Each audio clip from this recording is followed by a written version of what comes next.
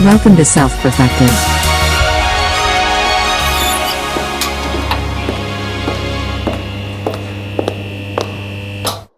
Going live. Christine? Hey, she's always on time. I love it. Hey, all right. Yesterday The boat? Okay, I got a cool. text from Cam, which is funny because like this whole week, this whole week has been like this.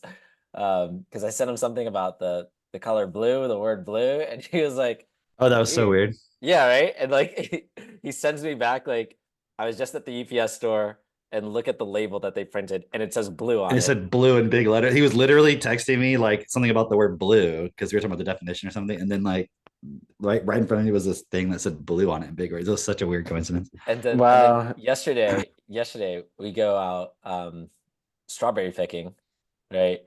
And I make a little story, I put it out there. And then Cam sends me a text later and he's like, how the fuck is it that we both go strawberry picking on the same exact day? I'm like, Okay, so now do you believe we're in a simulation, Cameron? We're- We've we're Finally? actually synced. never gone strawberry picking before either. Neither have I. Like we've gone blueberry picking other stuff, right? And like we literally went on the same day. That was so weird. We were like driving home from it, and when we saw your little story, I was Okay, like, so what the you hell? guys, you're either soulmates or we're in a simulation, right? Obviously, we're soulmates. I mean, it's Yes. Twin flames. Sorry, twin flame. twin flames. Shout out Mayor. It's always so funny when like, you know how in the self-perfected group we get a lot of, people join us with their theory on how they think life works. And then when someone like comes on one of the hangouts and you can just tell they got some really fucked up worldview, it's like it's always fun to see like, is this person gonna actually stick around and challenge Yeah. themselves? Or are they gonna fight for like, no guys, twin flames are real and all this shit? Yeah. Remember that one dude on the hangout, I don't know, 2 months ago we were talking about movies and 300. Oh And yeah, the dude yeah. like quoted verbatim 300 for like For like 4 5 minutes minutes. straight. Yeah. And then where the fuck is right? But it's funny because I've been watching his feed. I'm like, oh, this is why this guy watches 300 because he's like He's fucking into it. no, he has like a shitty life and like that's his escape. Yeah. So, but that's See, cool, but that's right? pretty cool. Like that's exactly the point we were making on the self leaders call about Mhm. because we were reviewing the movie 300, right?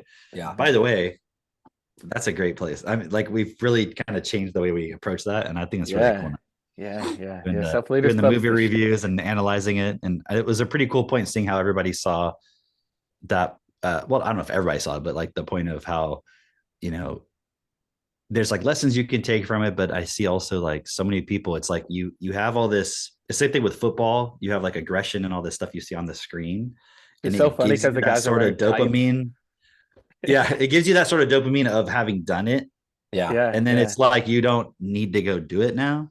So Yeah. it's a way of just pacifying everybody. Well, it was cool. Like Joe Jackmo was sharing. He's like, oh, I got my notes, and he like was had like notes and notes from watching the movie. Then I think it was whoever it was talking about how they were like getting pumped up from watching 300. They're like, I'm gonna go fucking work out and everything. Then they just didn't go work out. But he saw it, which is really cool. And I know he's newer to the group, so it's like shout out to all the new people, like really pushing. But that also shows the point of like motivation. Yeah. Right? Like how it's it bullshit. doesn't. Yeah, exactly. It's like, I mean, you can motivate yourself at times. I'm not denying that, but it's energy based. So you're gonna go through like a fall point, and then you have to realize, like, okay, am I doing this because it is best, and therefore I should continue doing it? And I saw, I think it was Gaitan made that post on Facebook about like you're not energy. He loves to do that. So I think we're like, okay, I think Gaitan might be my soulmate. Right? He likes to You're put that those guy, like, Tan? I'm He likes- noticing something about your soulmates. They're all a particular color. it's the yin and the yang. Man. You're Ah, what do they call that? An inside out Oreo, Cameron? Is that what what do they call those? is that what Cameron is? Is that Reverse Oreo? He's black on the inside. Oh, my soul is black. I have a black soul. Black But no, soul. he made that post about like you're not energy, Yeah. and then you get people coming in there and like but obviously it's like you make a statement like that, you don't give context, you're going to get all the people who like disagree, and you have to and it's like a whole game basically, right? But that's kind of the point, is like you're not energy, meaning doesn't mean energy doesn't exist in a way. It doesn't mean we don't utilize energy. It doesn't mean energy is not a part of our life, but it means like, are you determined by it is the point. Are you the source of the energy, or is the energy the source of you? Because if energy is the source of you, then you'll never be able to do anything based on principle, because it's not based on energy. Yeah.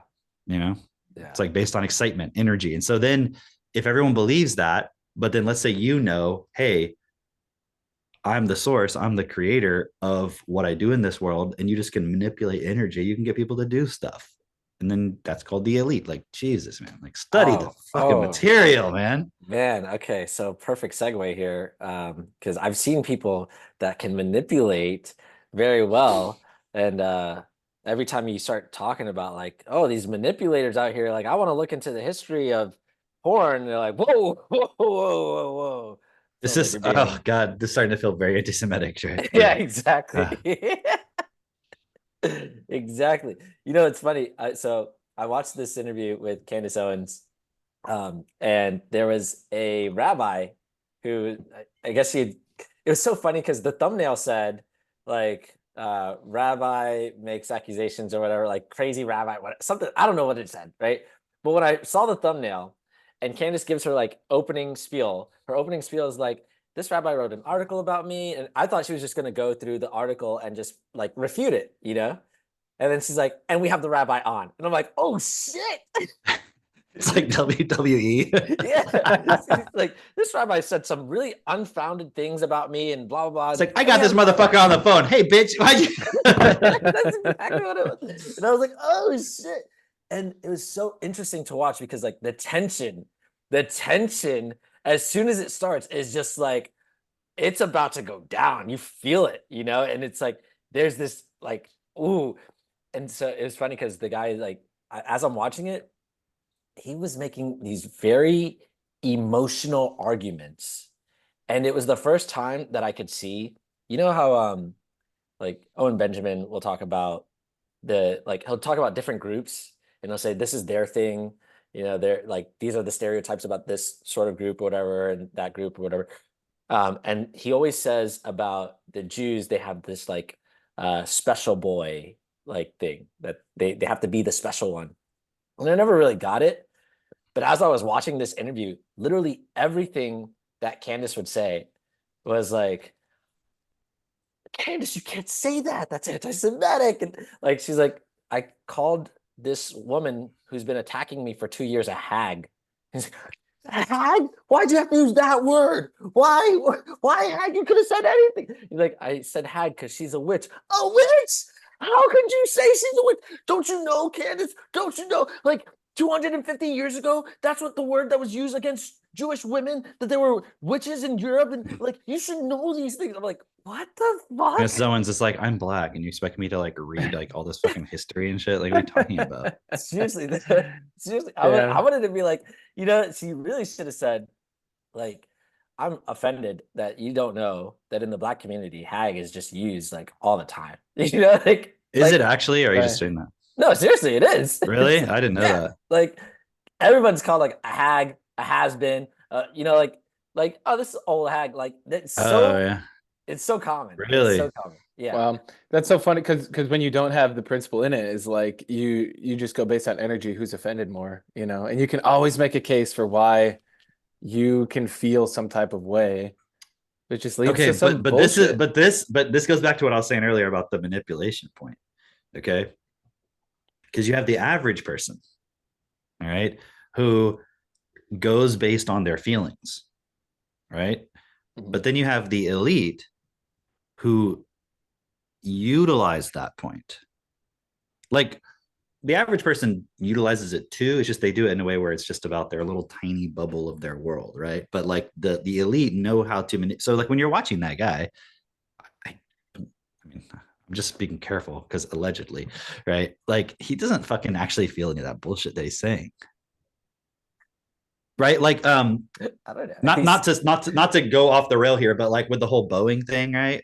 Uh-huh. Just to bring a little bit, and you know, like with the planes falling apart and the doors falling off, and then the guy Epsteined himself or didn't or whatever, you know, um, the whistleblower and all that. I was watching it was like a, a video breaking down like the whole broader history of all of this of Boeing, right? And they were showing like when that door came off the plane, like the CEO I think the CEO who was at the time like resigned, and then like the new guy was like, and they're like, we're going to get to the bottom of this, and we're going to cooperate with the Department of whatever, and blah blah blah. And he was like, I I have kids, and he like did this thing where when he's like, I'm just thinking when I saw that video, I'm thinking who was sitting next to that door, and I have kids, and like like as if he was like really like so sad about like what could have happened or something, right? And Yeah, he's yeah, like, yeah. we're gonna have full transparency. We're gonna get to the bottom of this. We're gonna cooperate. And then they showed like the testimony in Congress of like the transportation department person or whatever who's leading the investigation, and they're like, this group gave us access to everything. This group gave us access to everything. This group, there was only one group that never would give us any information. It was Boeing. So like the guy said all this and this emotional video and all this shit, but like they didn't cooperate at all. They're like they still didn't know the 27 members of the safety team who work on like the door panel or whatever. Like they still didn't, and it was like layers of contractors working for companies that are contracting other people and all that, and like they couldn't get to the bottom of it. So it's Wow. just like constantly like right. And so it's like with this thing too, um it's just manipulation of feelings. That's all it is, but it's not like they actually feel. It's like, okay, for example, I know people watching this probably haven't seen the interview, but I would suggest that you actually go watch it. It's cool to watch Which one? the Candace Owens thing you're talking about. Oh, okay, yeah, yeah. It's cool to actually watch it and look at how the the back and forth is on it, right? And it's like, because there was this one part where So she you watched says, it. I watched parts of it. Yeah, I haven't Okay. I didn't watch it all the way through, but I I have didn't watched it. finish it, but I watched. I felt like I needed to watch it because of the tension. Mhm. Like it was, and Well, it's cool to see how the words are being used and used to control like but anyways, this one point where um they were talking about I'm trying to remember what the specific point was. They were talking about anti-Semitism. oh, when he says that, like, when she asks, "Can Jews be anti-Semitic?" Or Okay, well, I want to go. I want to talk about that, but there was a specific point. I forget what it was she said, but he was basically like, "You don't understand the specific like hurt that we feel as Mhm, Jewish people when someone does an anti-Semitic statement or something. It's like mhm, this mhm. very specific hurt that and it was like this, like, you don't, he's like, because he was like, I'm going to assume you're a caring person. I'm going to assume you're someone who doesn't want to hurt anybody. Right. And he Yeah, goes, so I have to assume you're coming from an ignorance and not understanding of the pain that it causes us whenever someone says something anti-Semitic or whatever, yeah, right? yeah, yeah. And I'm like, this guy's got all this emotion and like, oh, it's this it's like you're supposed to feel sympathetic, right? Right. And it's like over now go look at fucking Gaza and like children, like the day or whatever, a few days after the whole October 7th, I think it was, right, thing Mhm. happened, they literally shut off the water and electricity to like 1 million children. Dude, And, that and and over here, like this guy who probably fucking lives in like a Manhattan fucking high, right. apartment in New York or some shit. I don't know where he lives, right? You know what I'm saying? But like he's like some rabbi, like he's got a suit. It's not like he's, living on the street in Right. fucking Palestine or something. And he's like, the hurt that it causes us when someone uses an and it's like, it's so funny because a lot of times they're using this thing of like, you can't make a moral equivalency between what Israel is doing in Palestine and what happened on October 7th. You can't make a moral equivalency between the the things that the Hamas people are doing compared to like what Israel is doing as a response. They're not equal. Yeah. But they're literally going like, our feelings are so much more valid and important, and they need to be taken. And anything anybody says, you all need to watch what you're saying and watch your words, and you can't even have a discussion about anything that we're doing because it can hurt our feelings so much. But then there's like literal like fucking children It was living in, so like not like the interesting. best conditions. The phrase that he said, like he had a specific phrase for it, and it was, "We will forgive you for what you did to us, but we will never forgive you for what you're making us do to your children." And it was Right. like, what? That Like, was something that like an Israeli government person, I forget which one it was, said. Like but a woman, I think. yeah. And I was like, that is the equivalent of like, this hurts me more than it hurts you, and you're like spanking the fucking child, and you're like, like no, that's a fucking psychological, Yeah. like abuse, Like I can forgive you for what you did, but I can't forgive you for what you're making me do to you. right, like So no, no, in a way, it's like it's a victim shaming thing. It's like yeah, turning the tables on you of like, don't make me. You should feel sad for me for what you're making me for the atrocity you're making me commit against you because of what you did. And what you did really wasn't that bad. I could forgive that, but I can't forgive the fact that now I have to do this thing against you, even though the other thing could be forgiven. I can forgive it.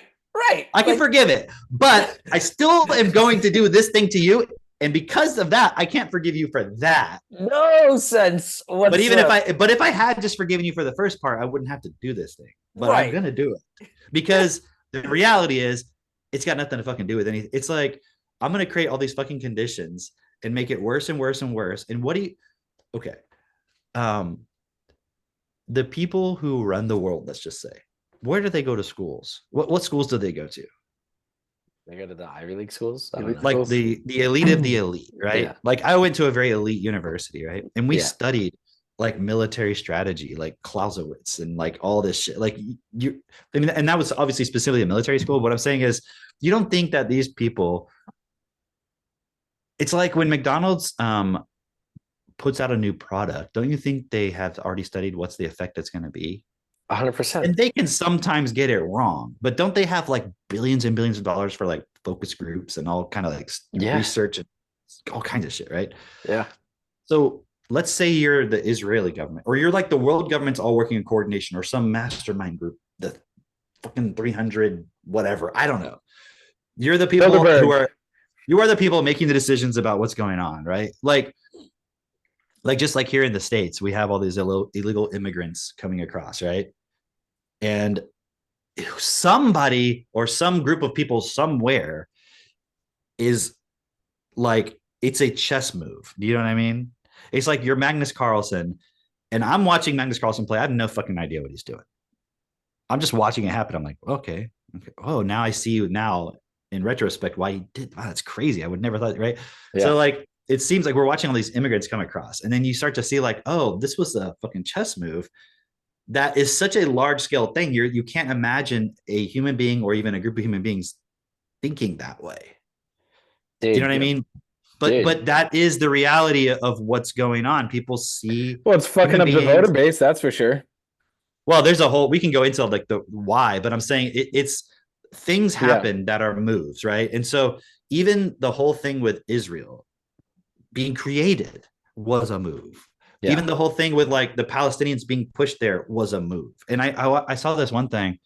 It was Netanyahu, and it was like some recording that was done, but it wasn't meant for the public. I don't know if it was like a secret recording or if it was just it just wasn't like a broadcast thing. You know, it was him talking to some group. And it was some peace deal they had done in the 90s or something. And it was like, he was talking about how they had put all these points into it, which are essentially like poison pills. It's like, it seems like we're giving all these concessions, but don't worry, because it's like if I was like it's like, okay, Mitch, you're going to give me $100,000 a month, but you can use any tool on my property. Let's say I have millions and millions of dollars worth of like construction equipment and all kinds of stuff, whatever. Okay. You know, I'm like, you can use anything you want. Right. But then in the fine print, I get to define what a tool is. You know what I mean? Like, so you come over and you're like, can I borrow your bulldozer? And I'm like, oh no, I don't define that as a tool. That's an agricultural, blah, blah, blah, work device or something. A tool, it's not a tool. Right. So like in Israel, there was this point where they were like, I forget what the exact nature of it was, but it was something to the effect of, they would only do certain actions in specifically military zones or something, right? But in there, they got to define what's a military zone. So they're like, Gaza, all of it's a military zone. Do you know what I mean? So it seems like a peace thing. It's like we'll only do things if it's a specific military action zone or something, you know. So And so is it everything basically else, like everything else off limits, right? But then they're like, oh yeah, all of that, that's all military. Not just the parts where there's fucking Palestinians and Arabs and stuff in it, you know. are they So, like not reading the fine print then? Is then like the Palestinians dude, it's whatever. like It's like written in Hebrew and they're like, but it's also all this fucking politics shit. Like you think about the bills that go through Congress. Dude, I It's like know the those TikTok people- bill. It's the TikTok bill. It's all about TikTok and this. And then you read the whole thing and it's like, there's something about how much money is being spent on education in there. And you're like, well, what is all this other shit? You know, it's like, Right, even the stuff they're saying is not what it is. like that video that you sent about like the water in Oregon, where they're like, now because of water rights in Oregon, they're like, oh well, we don't want a specific, like, I guess they call them CAFOs, which is basically an acronym for when you confine animals and feed them in a certain area, the runoff from that can, I guess, pollute the water. I'm guessing that's what the problem is, right? oh Yeah. wow, That's what they're saying. angle. What And it angle. has to do with if you have concrete or gravel in the area or something. Right. So now it's like, if you have any sort of concrete or gravel where you feed animals, it's a confined space. And so literally, if you have like a concrete stand that's like 100 feet and you have 2 cows, you now have a CAFO and you're shut down. Sorry. They can shut down your whole Yeah, operation. you're shut Yeah. down. Oh, you have chickens? You have chickens and there's gravel in the chicken coop? Shut down. No. Done. Oh, what's that? You got goats and you milk the goats and they sit on like a little just piece of concrete slab? Shut down. Or like the No. guy making the video was saying they have sheep, and whenever they shear them, they do it over like a concrete or a gravel type area because Right. it's much cleaner to do the shearing and stuff there.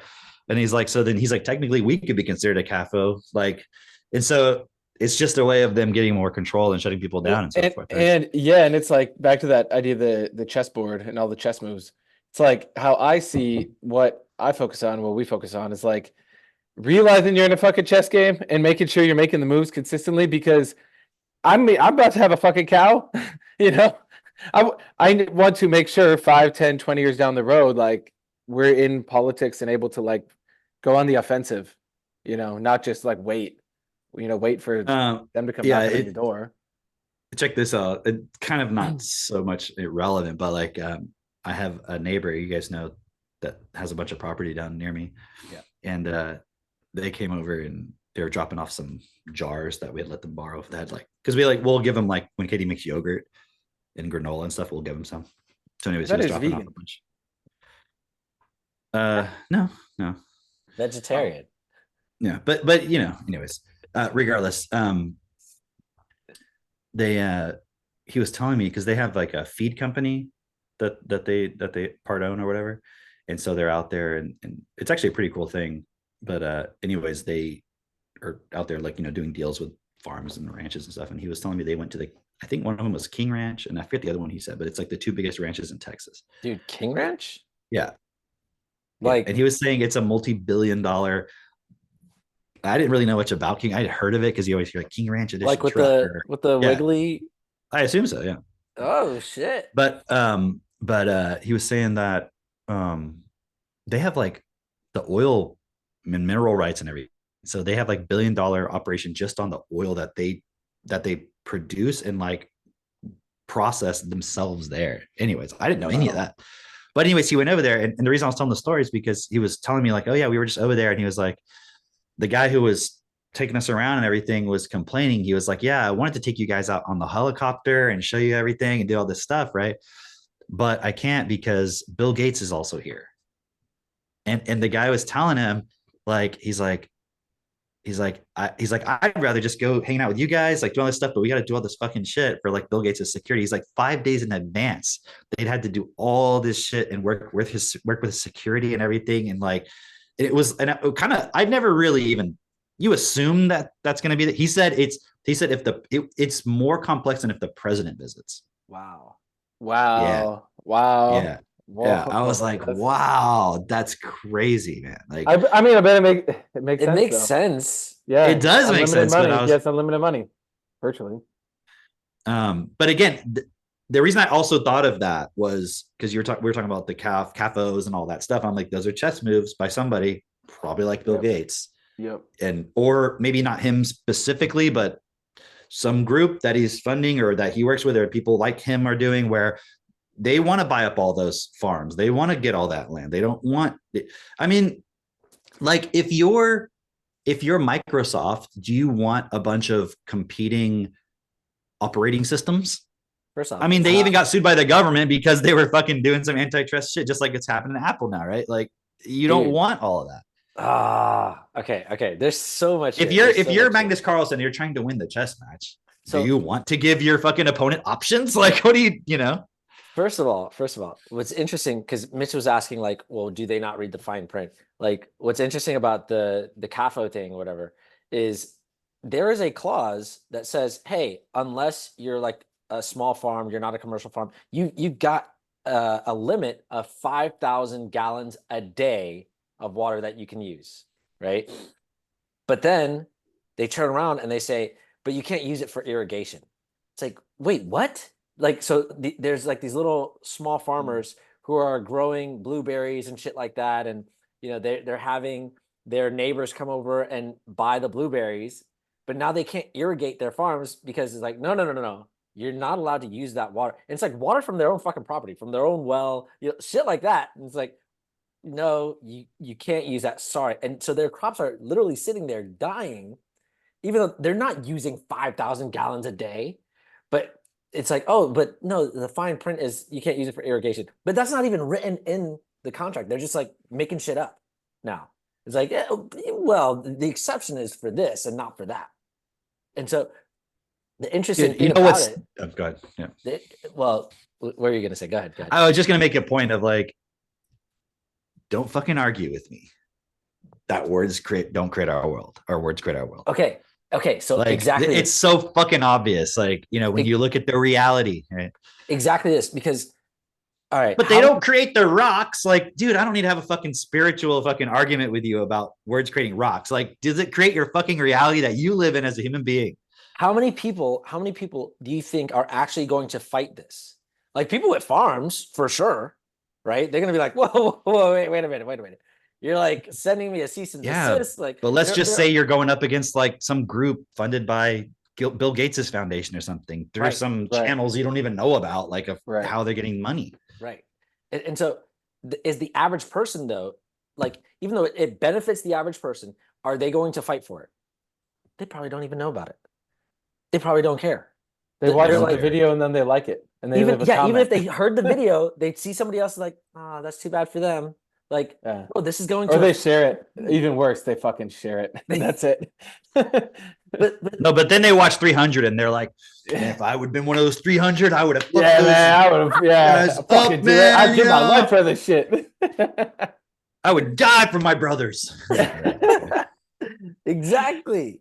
Yeah. So the point being that, you can't, unless you can take on the responsibility, unless you have the vocabulary, unless you can like actually understand what's going on, like your life is going to be constricted more and more and more and more. And you don't even realize it. You don't even realize like the life that you're about to leave for your children is going to be just like this little, like, because there's somebody out there who knows all the chess moves. And unless you know the fucking chess moves, guess what? They're going to fucking surround you. Like, I know that's not how chess works, but they're going to surround you. They're going to like capture you. They're going to be like, you're stuck here in this spot right here. Done. Checkmate. You can't move. Done. We don't even have to keep playing. Like, you're too dumb to figure it out. Right. That's why the future is a really rough spot if you're fucking dumb. And I think people can go into fear of like, well, but how am I going to figure out all that kind of stuff? And it's not that you have to figure all that out. What we're saying is, let's just give everybody a highly effective vocabulary, because it's a different. It's a different game then. It's like a variant of chess then. Oh, bro. It's like you don't have to predict. How can I explain it? It's like you don't have to predict.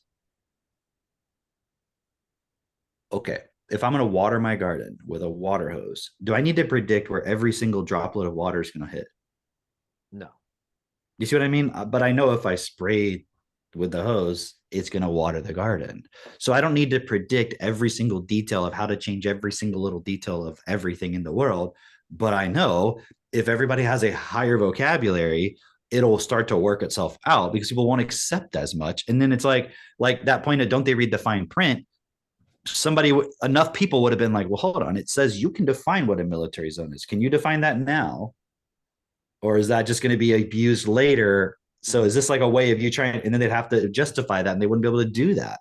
But that's the point. That's why it's crazy when you look at all of the Kanye West stuff and all these people who are like, quote, anti-Semitic, because they're like, certain people are using words and manipulating to take advantage of other people who don't have that verbal word ability to see like, oh, this is what the fuck. I mean, you got to give it to Candace Owens. Like, I'm like, who else could have fucking stood up against a rabbi? Do you know what I mean? Like in a verbal match like that. Yeah. It's just like, okay.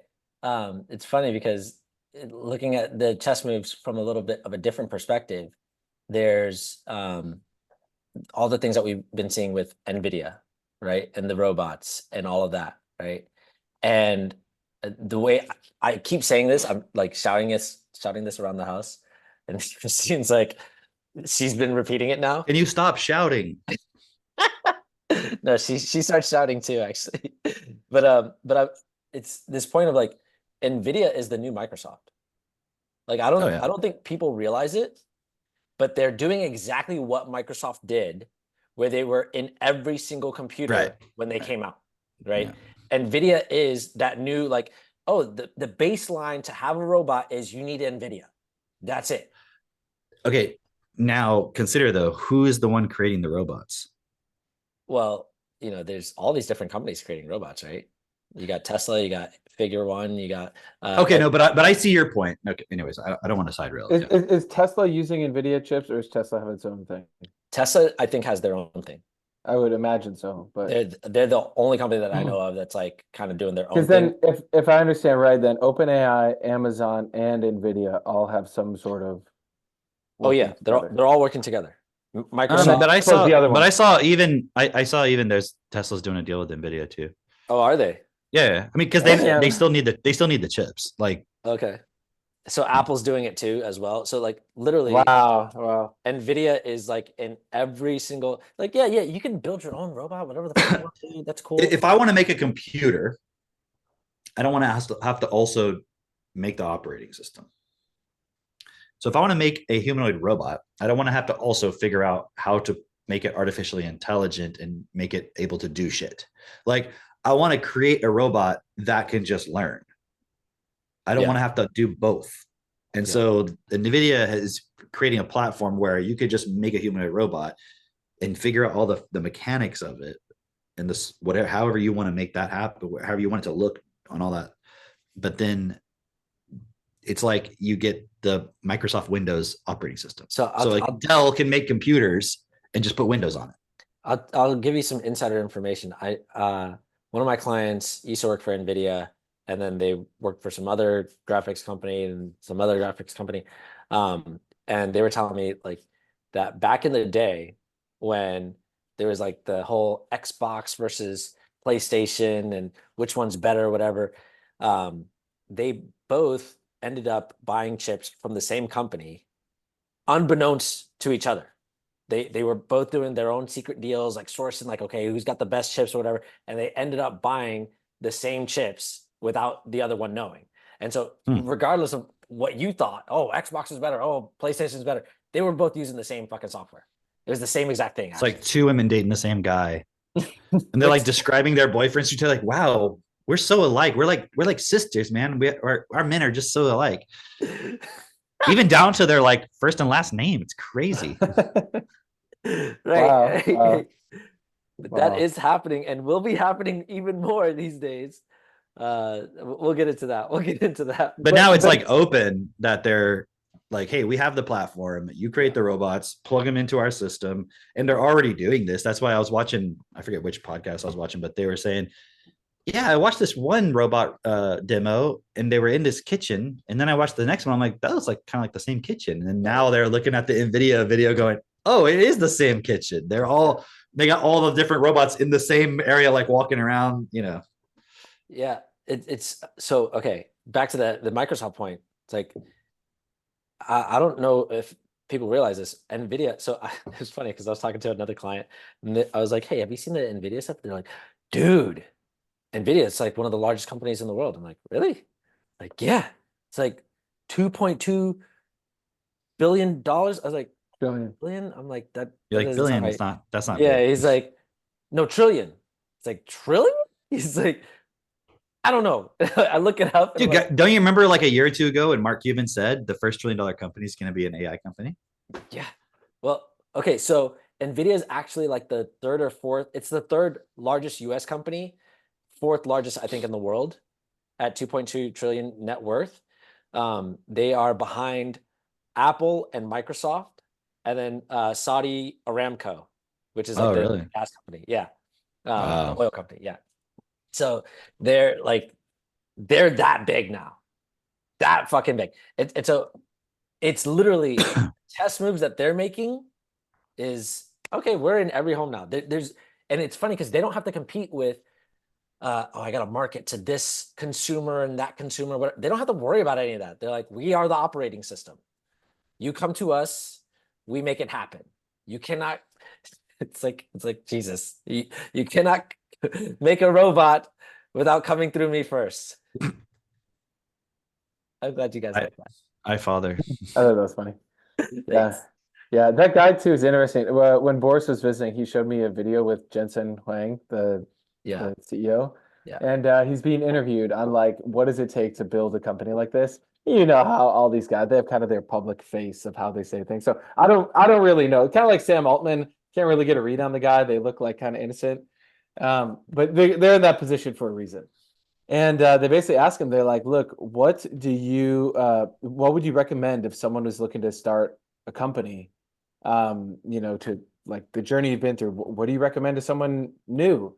And he just goes, don't do it.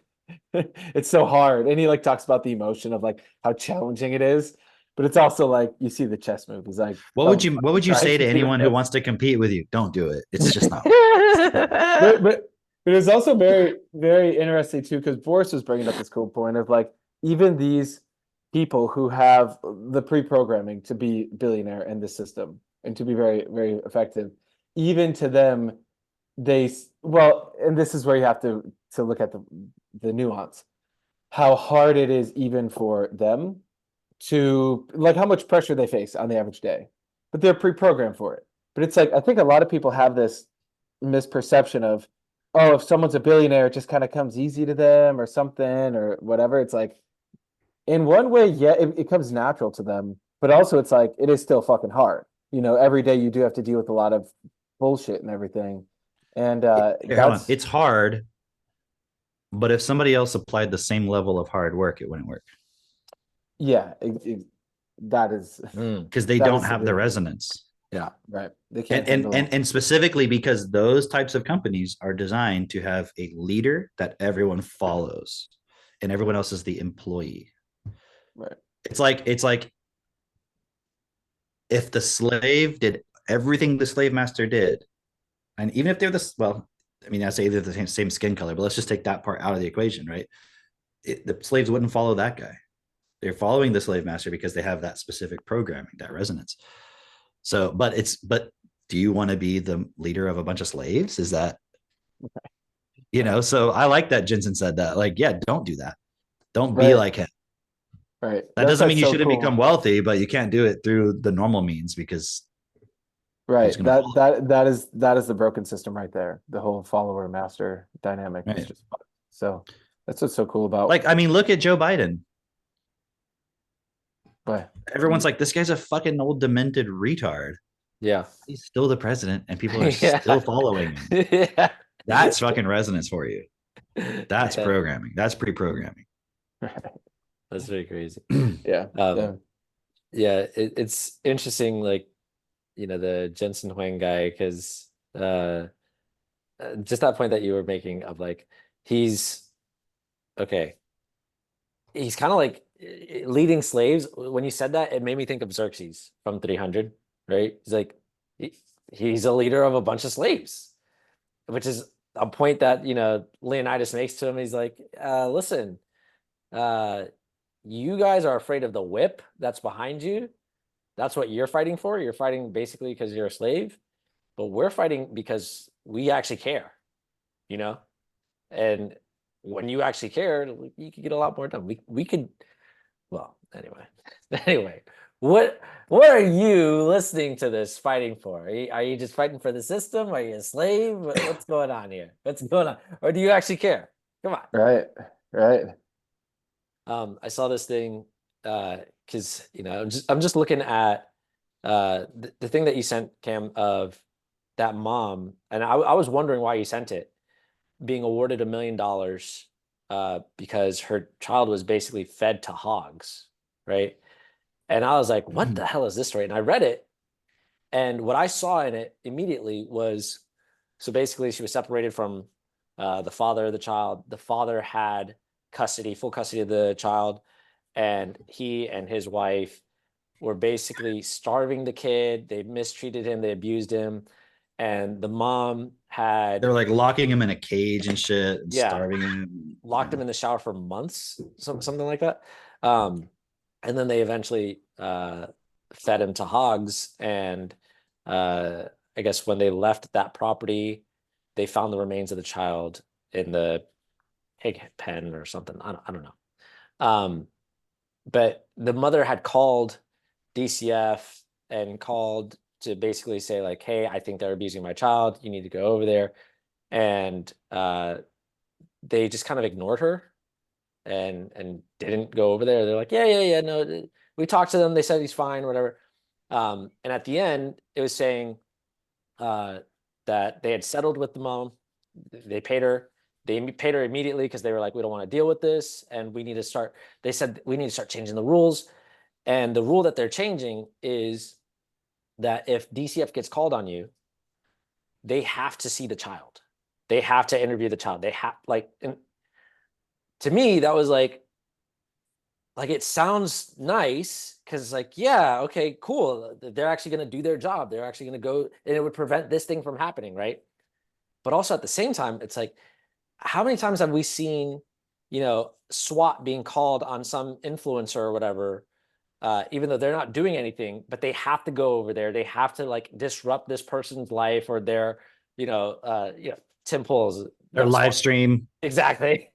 Tim Pool got disrupted by SWAT. It's happened so many times, yeah. that it's like at this point, it's like, is this real? Like, are you? Tim's just staging it to get more publicity. Yeah. But here's the thing. Like, I see what you're saying, Drake, but it's like none of that's going to fucking solve anything, anyways. Whether you have that rule or don't have that rule, like, why are parents abusing their kids? Well, yeah. And I mean, it's a tricky situation because if a child is being abused, shouldn't we go in and stop that? For sure. But what does it mean to abuse a child then? Like, we'd have to then come to an agreement on what that actually means. Because if fine print. I know it's a different state, but let's just imagine similar scenario you're like in Washington state or something, right? Mm-hmm. All she'd have to do is be like, they're not letting my child be trans. And that's considered. And they would have been knocking the fucking doors down with tanks and shit. It'd been Waco 2.0, Right. Yeah, exactly. Seriously. No joke. Like, they would have fucking been in there. Like, we have to see the kid. We have to have a private conversation with them. And then they would have taken and then I saw that happen with that family in, was it Montana? Mm-hmm. Right. That literally happened. Right. Wow. They took a kid. Yeah. Because the parents weren't accepting its transgender identity. That's crazy. That's crazy. Even though the kid was like a pathological liar, there's all this other. There's a whole Jordan Peterson interview with that family. Wow. And then they put the parent, and then they put the parents in contempt of court because the parents so they went to court, and they were like, they weren't allowed to present any of their actual context of their story. It was just only thing was presented was, are they accepting the child's gender identity or not? They weren't allowed to be like, look, here's the background story of this kid. Here's all the times that they've pathologically lied about random shit. And like, they're walking through these points and they're bullied at school. And then, and just even the points where the kid would come to the parents and be like, I don't know why I lied about that. I don't know, they told the CPS person that came over that they had taken like 30 ibuprofen and were trying to kill themselves. And the mother of the child, I think it was a stepmother technically, but she had been the mother for like, most of the kid's life, was like, that didn't happen. I know where the ibuprofen is. That was a lie. They just lied. And then when the person left, the kid was like, I don't know why I lied about that to the parents, you know? So, and the parents aren't allowed to present any of this stuff in the court case. So they were Wow. like, we don't know what the fuck to do. So they went on YouTube and made a video of like telling their story, right? They didn't use any names. They didn't say like details, even where they live, nothing, right? The Wow. only thing the dad said was like, he grew up in some particular town of like Montana. That was like only like personal detail. He was from some particular town or something that wasn't even the town they lived in, I think, right? Yeah, yeah, yeah. But it was like, oh, but that could be used to identify you and then hurt the child, you know, or something, right? So as a parent, you're not allowed to fucking talk about any details of your life ever. Yeah. That's Anyways, insane. and the kid was not even an adult, right? So they're still, I think it was like 14 at the time or something. And anyways, they ended up taking the kid and sending her off to another state where they were allowed to get, you know, the transgender support that they wanted or whatever. I think Wyoming or something. And then I think now they're in Canada living with their mom who like had abandoned her at birth or something. Wow. You know about Canada, right? So if they try to get Yeah. the kid out of Canada now, right? Um, but yeah, they ended up putting the parents in contempt of court. They said, I don't know if they ended up doing it actually, but they were like, you have to take that video down. It was like the next day or whatever. Wow. And they're like, you have 10 minutes or you're going to go to jail. What? Right. And so they were like, well, I don't know if I can spend the night in jail. Right. So they took it down, but then somebody had already downloaded it and put it on Rumble or something, you know? Wow. Anyways. Okay. Damn. It's out So of hand. check this out, because that whole point with the trans stuff and with the And hold on, psycho. there was no actual evidence of any physical abuse of the parents or like any kind of evidence of like, well, they were very abusive to her mentally, verbally, whatever. I'm not saying they were the best parents ever. And Mhm, clearly there was issues. mhm. But you know, I mean, that's like they're going through fucking great lengths to get that kid out of there. Yeah. Here, this kid was literally being tied up in a fucking shower and like starved and killed. I don't know how he died, probably of malnutrition, and Yeah. then fed to hogs. And it was like the kid was like little, like 7 or something. I Yeah, it don't was a remember. small kid. The Yeah. reason I sent that to you was just to show you like this is the fucking shit that happens in our world, man. Crazy. You know? Crazy. So okay, take that in account with what Katie was sharing with us last week about the ADD, ADHD medication and autism and all that, right? And how like everybody's being diagnosed as autistic. I was watching this, and I should have sent it to you, but I was watching this documentary called Medicating Normal. Actually I sent it to Katie, right? Because it's really good. But the whole thing is, it starts out talking about how 1 in 5 people in the US are on some sort of psychiatric drug, right? And if you go in to your doctor and say like, hey, I can't sleep, or I get anxiety, or all this stuff, they're automatically prescribing you some sort of like benzodiazepine, whatever.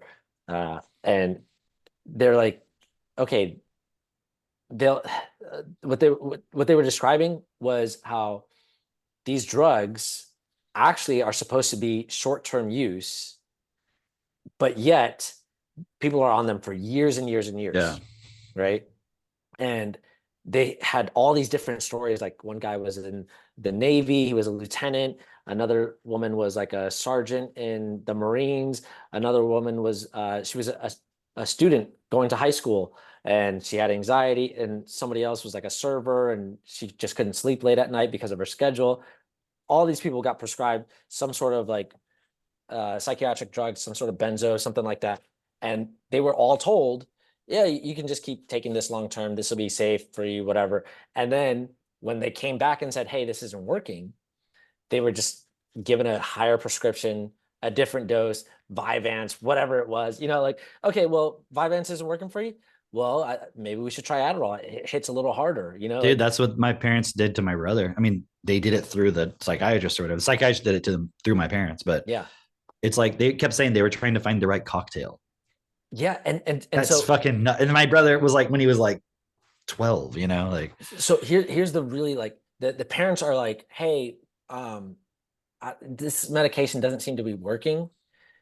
Like our daughter was maybe depressed before, but now she's like suicidal, and she never had that before. And they were saying, to the doctors, like, it's we think it's the medication. The doctors would continuously. You're not just be like, qualified to say that. yeah, no, we just need a different medication. We need more. And it's just like everybody had that same story. Everybody had that same story where they were just like, it's the medication. The medication is doing this to me. And even one guy So was these like, doctors are so smart, but they can't see this obvious pattern. And they just care so much. It's just weird. How do you reconcile that? It's just weird. And then I was telling this to someone yesterday, and they were like, yeah, no, I've had experience with like those sort of drugs as well, because psychiatrists recommended it for them, whatever. And they said they were not suicidal before, and then taking those drugs, they became suicidal, right? And that was a common theme that people were saying. They were like, never had suicidal thoughts, and then on the drugs, they had these suicidal thoughts. And then the other theme that was common was, or at least one person had said this. They said that they were going and dropping off their niece at school, and they would have all this, like, they would get these thoughts. Actually, let me tell you this story first, and then I'll tell you that story. The young girl who was like going to high school, whatever, she said one day she messaged her mom saying like, hey, there's a girl in the house, and she's just there. She's talking to me. I know she's not there, but I see her. She's there, and I'm just calling her Alice. And her mom's like, wait, what? Like, is she there or not? She's like, I know she's not there, but I see her. She's there. She's like real.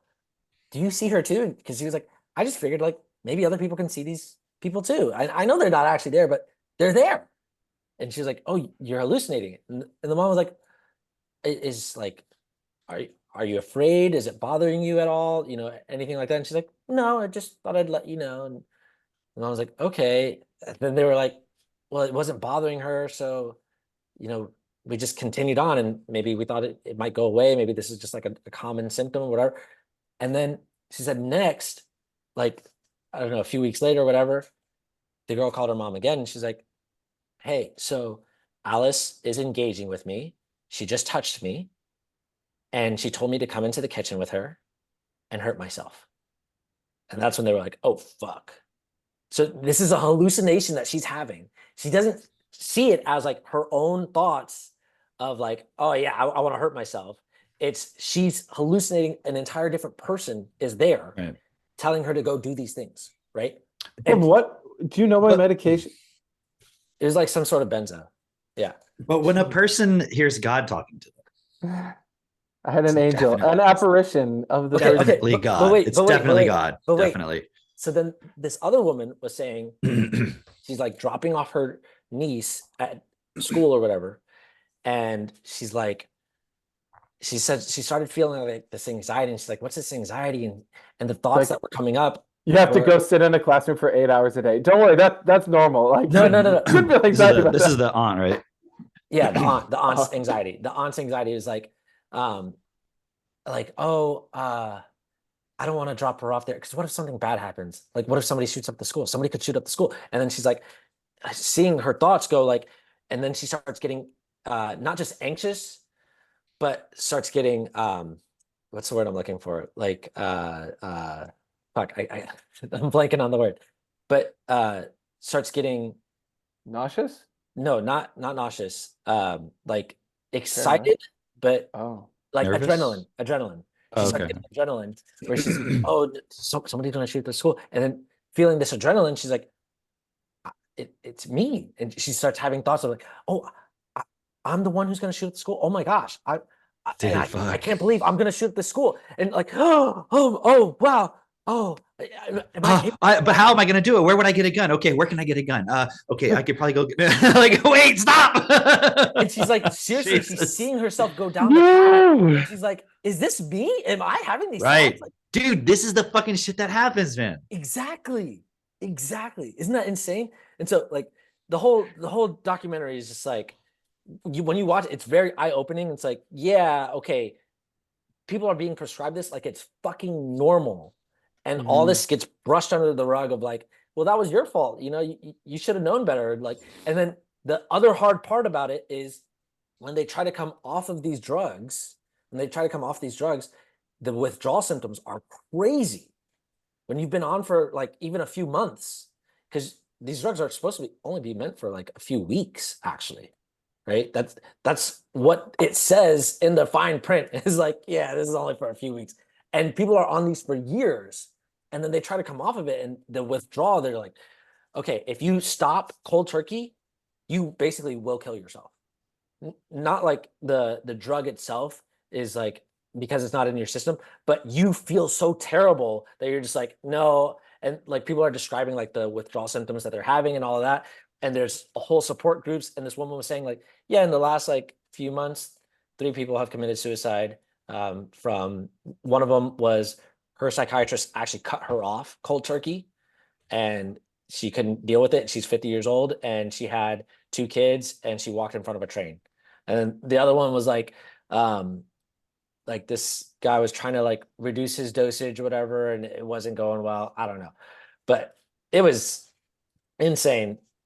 I'm bringing all that up because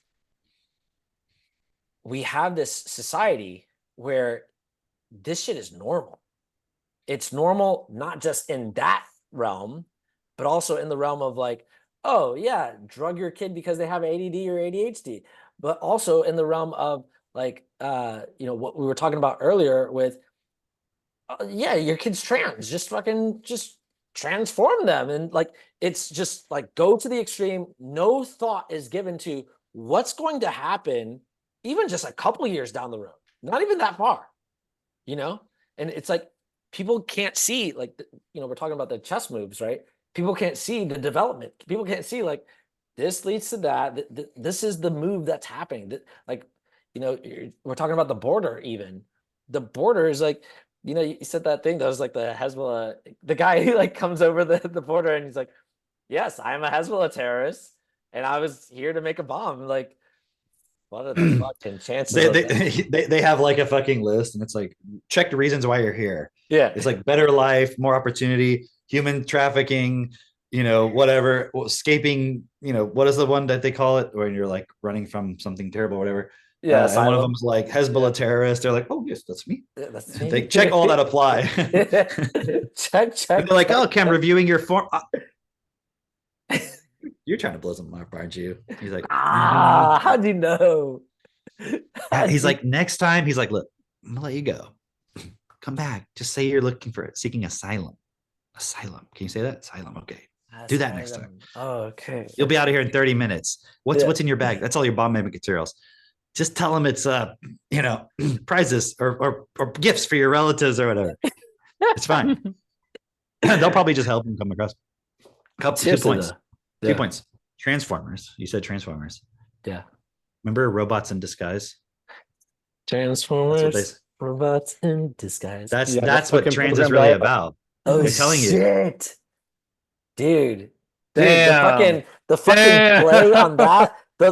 The willingness to wait that out from like when we were kids. Talk about like, patience. The elite have patience. You are a robot. When did Martine Rothblatt write that book? Did you actually read that whole book, Cameron? I think that book came out in 1999. What do you think? What'd you get? Really? How close? It was like a very recent book. I don't remember. No? I don't know. Well, there's like a manifesto. Well, was it Martine or Martin? Yeah. That's okay, second point. I've got a conspiracy theory. Okay. Because remember, so Candace Owens left Daily Wire, right? And everybody's talking about it's because of this. It's because of this. It's because of the anti-Semitism. It's because of the anti-Semitism. They all know it's true, right? She's being canceled by Ben Shapiro, right? Yeah. But I think that's just a cover. Am I the only one who remembers like how she just was like, oh, I'm doing this whole fucking anti-vaccine series on Daily Wire? Yeah. And the first one was pretty interesting. Yeah, it's great. And then like suddenly she's like getting removed from Daily Wire. Dude, does that seem like a coincidence? All her videos are about to be wiped, just absolutely wiped from YouTube, because Daily Wire doesn't need her anymore. And then they removed the ones about her talking about the whole Macron thing, Bridget Macron being a man potentially, right? Oh, really? But I think that's just adding to the conspiracy theory, so When that did it's like you she won't leave know it's really just about the vaccines. when did she leave Daily Wire? Like very recently? Just like a Like couple days yesterday. ago, or Oh two wow. two days Okay. ago, yesterday, Okay. Yeah. 2 days ago. Wow. Yeah. So your conspiracy theorist is that as soon as you are anti-V, you get canceled? You want Well, I think she was making some good points, and it was like, where is this going to go, right? That's really good points. So then they're like, okay, get our attack Jews, and they're like, oh, you're being anti-Semitic, right? And she's like, so then it can look like, oh, we had to, you know, what can we do, right? Dude, but if you watch that interview, you're like, this guy is like No, there's completely no reason unhinged. why anybody should have been on the side of, yeah, she's anti-Semitic. But okay, check this out. I just want to, this is what I really wanted to break down about this, okay? Because I watched, you know, bits of it, right? And there's this part, it's kind of, I think it's in the beginning where they're defining what anti-Semitism is. Do you see this part? Oh, yeah. It's the very beginning. He's like, Yeah. Candace, before we begin this conversation, I think we should have the same definition of anti-Semitism. So I would like to tell you what anti-Semitism is. And she's like, I think that's a great idea. Yeah. She's like, okay, going back to 59 BC. Yeah. Okay. She's No, like, but okay, so 59 BC? but this is the crazy part about it. Okay, so yeah. he explains how in the beginning it was you know, you have Jesus, right? Jesus comes, well, or allegedly, and they allegedly kill him, right? And then the Jews are blamed for that, or not even that they were blamed. I don't even know if he said that. It was that they didn't accept Jesus, right? Mhm. So if you don't accept Jesus, what does that imply? Because didn't Jesus say only through, you can only come to the Father through me, right? Mhm. So wouldn't that imply if you don't accept Jesus, like you're basically the devil then, right? That's like the idea, right? Yeah. Okay. So people didn't like Jews because clearly they had rejected Jesus. And therefore that was the anti-Semitism then. It was based on their religion. Yeah. Right. Yeah. Even though I would think at that point Christians are pretty fucking fringe, but okay. He also said like in a translation of the Bible, it says that Moses came down with horns, right? But that was the genetic part, right? Sure, yeah. Okay. Yeah. But anyway, so they mistranslated it and said he had horns, but he actually had the light Like of God or He something. was Yeah, actually like horny. an aura. It was He like an came down aura. horny. Yeah. But then he was, yeah, it's just like such a bullshit thing. Anyways, so who crazy. cares? Yeah. Well, it's And like I've people had nowadays ask friends- Jews, like, where are your horns? And I'm Where like, are your they're probably horns? I just was like, fucking what the giving you fuck? shit. Like they're What probably the- just fucking teasing you. He's just bullied as a child and was like, Maybe I they can't were take being it. like, traumatized. wow, where are your horns? As in, like, you don't have any. As in, I recognize that you're a human being just like me. You know, I don't know. You don't even know what their intention. Or maybe Anyway, they meant like, where's your horn? yeah, that's like a thing in Jewish culture, isn't it? They use like the ram horn. Yeah, exactly. Okay, so but not a lot of a joke about this, guys. Need to get serious. Sorry. Yeah. Okay, thank you. Only Jews are allowed to be funny. Okay, all right. So it's a religion, right? So if you're not, if you people were anti-Semitic, it means that they didn't like the religion of Judaism, right? But then after a certain period, people started assimilating into the other cultures, and then they started dropping the religion part necessarily. Not all Jews did, but some did, right? And then, but they still were hated against, but it was more of a racial thing. Like, well, you're racially Jewish. It's not because, you know, like a black person, it's not because of some religion they have. It's just like the way you are, the way you look, whatever. Okay. Your culture, your race. Okay. So it became like a racial thing. So throughout time, the definition of anti-Semitism mutates, right? So, okay, I have a point about it, but I'll get to the next point. So now she's like, well, okay, but what's your current definition of it? Okay. Yeah.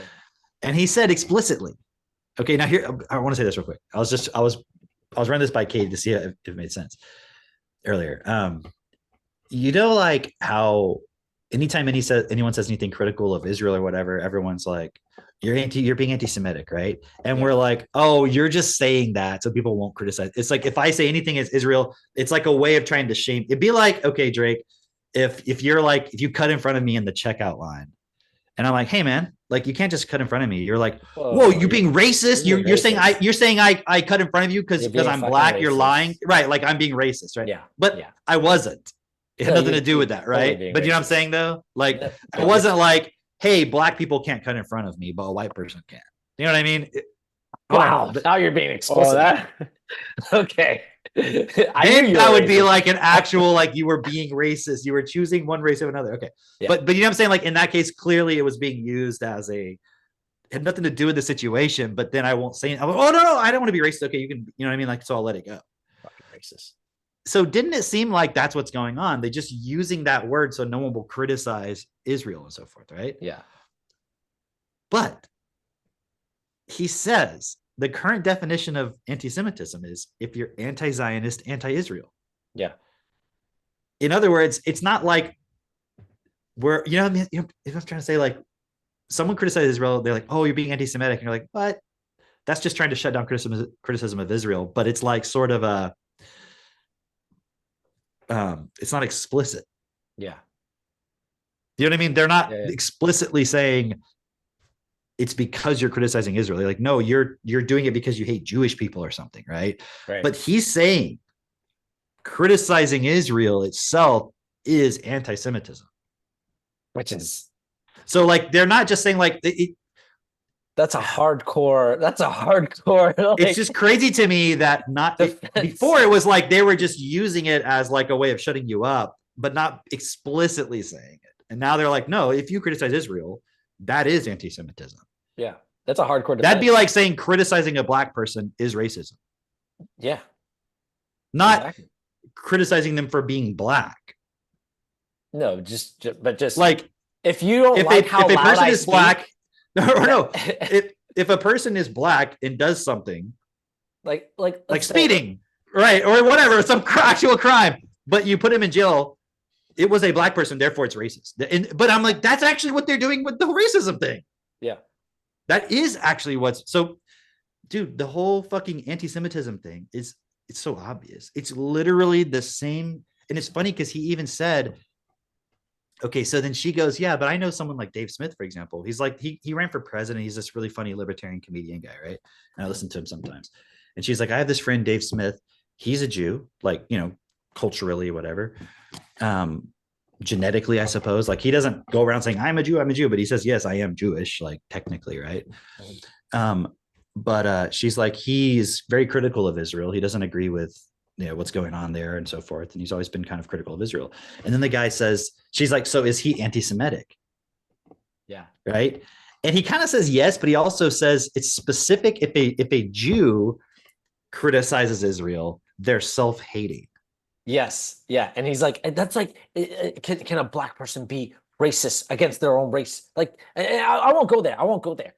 Like, but it's fascinating because it's like they're not anti-Semitic, but they're self-hating. yeah. And so, what was the point I was going to make with that? I don't remember what it was, but it's fascinating because it's just this whole.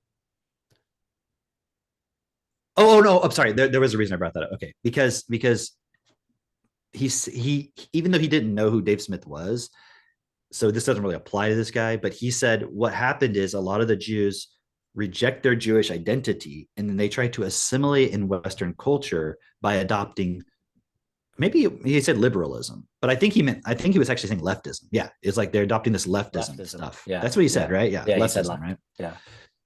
So basically, you have all these woke. Yeah, because when he said leftism, I was like, oh, so this guy's actually conservative? He doesn't sound. And he even said though he was conservative, right? But here's my point. So that was the point though. He was like attacking leftism as actually clearly he wasn't agreeing with leftism. He was using it as they reject their Jewish identity, they become leftists and so forth, right? Yeah. And I'm like, so this guy's considering him, and even says at one point he is a conservative, and that's where him and Candace can agree, right? Right. But what the fuck does it mean to be a leftist then? Because he's being a collectivist by saying he's a Jew, and like all Jews somehow have to fall into the same boat. And if they don't agree with Israel and so forth, they're self-hating. So you have to fall in line as a collective point. And the very thing they're talking about, this anti-Semitism thing, is exactly what the left, quote unquote, is doing with racism and anti-white and all this stuff. Yeah. It's the same shit. Yeah. And so it's just. That's what I was seeing. And I was like, this is not making any sense. it's fascinating because this whole, and remember when the whole Israel attack thing happened in October, we were like, or I was saying anyways, like this is like breaking the right and left paradigm. It's like kind of fracturing all of it, because even the people on the right, then now they're getting split of like, well, we're not down with what's going on in Palestine. So then on that side, they were siding with the left, and Yeah, it's yeah, like yeah, everything's getting mixed up, right? yeah, And then you realize that there is no such thing as left and right, actually. yeah. And if you were to look abstractly at the tactics being used, it's the same shit. That's what's going. It's not really left or right. It's the actual point of controlling how you think and how you behave through words. So If no one cared about being called anti-Semitic and no one cared about their friends being called anti-Semitic, it would have no power. yeah, Do you know what I mean? yeah. If no one cared about it themselves or cared about it if someone else was called that, it would have no power whatsoever. So it's interesting because um, you know, that video of like the black culture being lost, right? And just for context, it was basically like It was a black guy a playing black videos of like black people fighting and shooting each other at like the Six Flags in at Atlanta. Six It's like Flags and like opening day, was it, or yeah, whatever? the grand opening of Six Flags in Atlanta is just like over 500 to 600 people getting into fights, shooting, having a shootout with the police. Helicopters were called in. Like it was He's insane. like, bro, you can't just go and ride the rides. Dude, He's some like, of you the came there comments, with a gun. some of the He's like, you can't just comments, go and ride the rides. the comment was one of the comments was like, when you're scared for your life at Six Flags and you're not on a roller coaster, right? Yeah, that's insane. Right? But That's like, so and then he crazy. was just showing like video after video after video of black parents like and their kids and showing like these kids dancing to Sexy Red and they're like little toddlers or they're in the Walmart eating food on the floor. Like literally they just took food off the shelf and they're eating it on the floor and they're like recording themselves doing it. Like, what are you gonna do about it? Like, dude, that's fucking insane. It's crazy. And there's video after video, like you've seen all the thefts and everything. And the guy was just making the point of like, why is every single person in these videos all black? And he's like, yeah, I know people are going to come in the comments and say I'm cherry picking. They're going to say like, oh, this is just, the white narrative or whatever. He's like, but show me any videos of a bunch of white people doing this shit or a bunch of Asians doing this shit or like literally like get me as many videos as I have of black people doing this. Get me as many videos of white people, of Asians, of Hispanics, of anybody else, right? He's like, there's something wrong with the culture.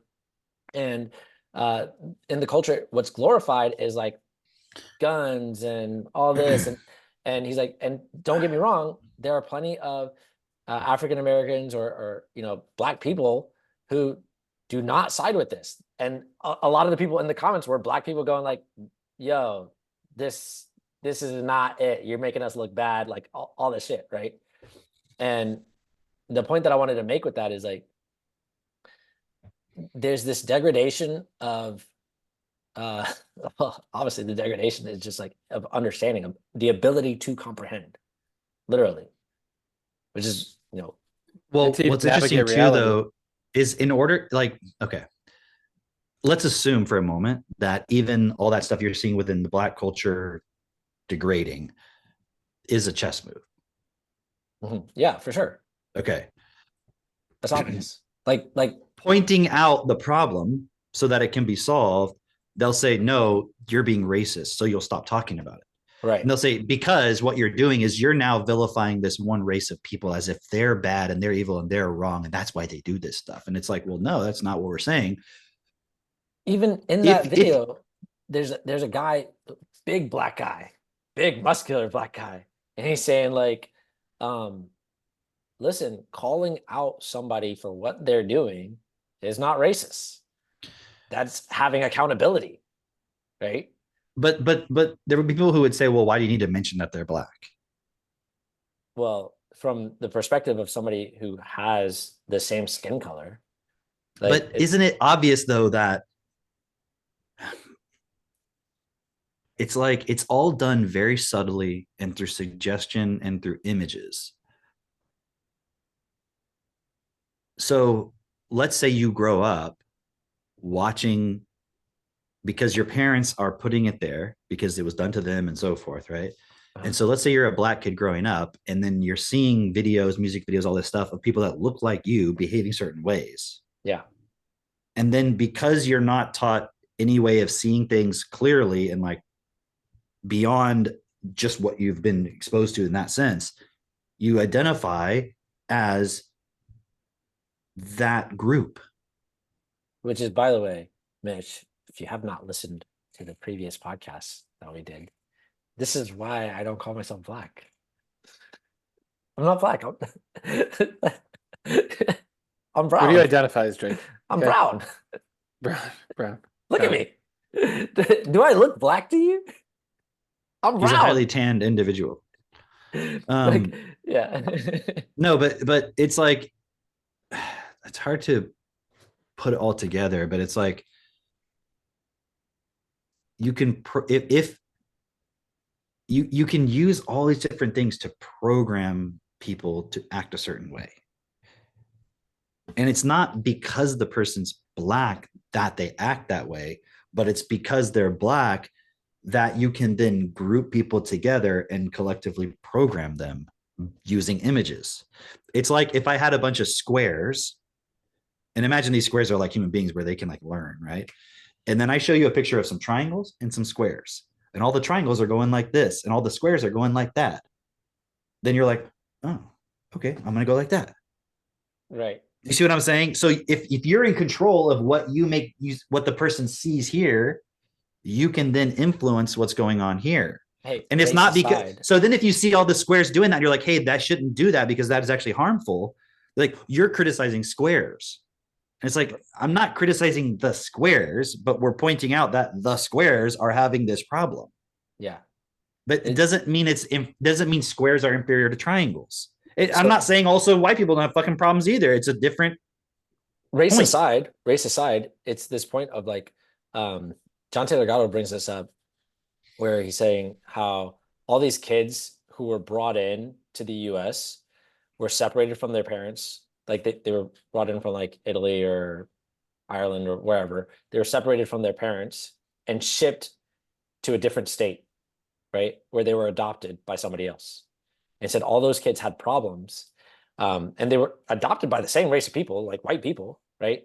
But they all had problems because you learn through mirror neurons. Like when you see somebody who looks like you, who has the same features as you. So even if they're the same color as you, but they're not like genetically related to you at all, you're gonna be like, there's something different, right? And so just if you take that, and you're like, okay, so if somebody looks like you learn better from them than somebody who does not look like you. Well, somebody who's the same color as you is going to be much closer to looks like me, I act like them, versus somebody who's completely different color, I don't act like them, right? Which is the obvious point behind why there's always like this big push for like representation in movies, representation in different seats of government or whatever. And it's like, yeah, I saw a black person was the vice president and now I can be vice president. Like that's sort of the idea behind it. But it's never Lil Jon. Lil Jon. Do you know what I mean? It's never ludicrous. Do you know what I'm saying? Like it's never that person. Like they're like, we elect the black president. We're gonna solve racism. I'm like, you elected a white person that looks black. Do you know what I'm trying to say? Like it kind of seems like it's contradicting what I'm saying, but it's like it's actually such bullshit because you're not even changing the first 7 years of the child. Right. The problem is like the community has been dumbed down is what I'm saying. The community has been dumbed down to this point where they can't actually make effective decisions for themselves. They can't. It's just going to be whatever the music is bumping. It's not even just black people. It's every fucking people. Well, yeah, of course. Like, because you might say, well, but like Indians, they're not dumbed down. Like they're doctors and lawyers and shit, but they're all fucking going along with all the other bullshit. Right. So it's like everybody's dumbed down just to different levels where everything just stays in place and then we can continue to have division. And the problem is it's like with the Black culture, then okay, we can utilize that whenever we need to create chaos. If we need to get people out on the streets burning shit down, oh, we know how to stoke those flames. Yeah. Do you know what I'm saying? And so it's all just this like chessboard. It's like when you're playing chess, you have different pieces that have different moves. So okay, That's so all it is. here, tying this all together. Eric Weinstein went on to the Tom Bilyeu podcast, whatever, and he was saying that our whole society is built on a Ponzi scheme, right? When I was watching that, I was like, hey, man, you're only like 15 years after Bernard saying this. Like, it's not bad, right? But he was making this point of like how, first off, he made a couple of points. One of the points that he made was porn is getting a lot crazier today for young people. And then Tom Bilyeu, I think, was even saying like, yeah, I'm kind of Sounds like, yeah, man, I'm thinking of stopping watching porn myself, man. they're saying they're concerned about like, the next 10, 15 years, what kids are going to be into, because Just read Metamorphosis of Prime Intellect. Right. There you go. But it's getting crazier and crazier.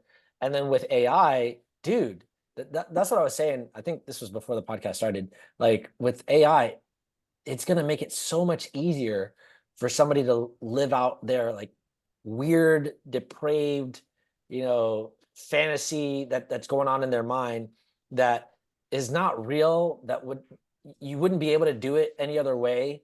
But like, oh, I can, it's going to make it easier for how many young people today, how many young guys are into like anime?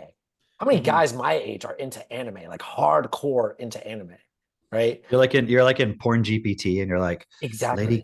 Lady Gaga, imagine Lady Gaga as a baked potato, high definition. And you're like, Anime. what? Yeah, in the style of Naruto. Anime style. Right, exactly. Like whatever you want. 50 of them, 72 versions of them. But yes. But going back to the Ponzi scheme, so like I'm bringing that point up because it's like there's a degradation there, and just like the way that guys' minds operate. It's like, okay, you start off watching something maybe that seems really benign, like some a guy and a girl, just some normal shit, right? And then it gets more hardcore where it's like the guy has to choke the girl. Okay, now it's the girl is dominating the guy, and it gets more and more, it gets worse and worse and worse. And then you're at Lady Gaga baked potato, Naruto style, like you go like, all the way down. Rabbi accuses me of anti-Semitism. The USDA shuts down my small operation farm. Ooh, yeah. So give me some more tyranny. So you can see the progression there, or the degradation there. And then on top of that, so what he's saying is like, okay, there's only so many positions available. Regardless of how much money you're getting paid, there's only so many positions available of that you can be a professor. There's only so many positions available that you could be the CEO. There's only one CEO, right? There's only so many of these positions available. And so guess what?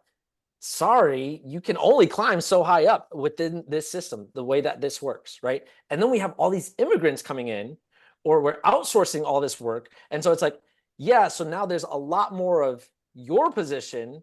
And so we don't necessarily even need you. It's not that your value is less. It's just that you can't come into the market at all, right? And the crazy thing is, okay, if you speak out against that, where you're like, hey, wait a minute. I live in America.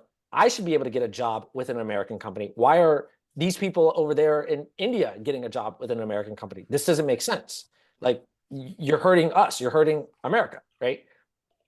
Then you get basically told like, hey, you're being xenophobic. You're not about globalization, and that's what's wrong with you, and all this stuff, right?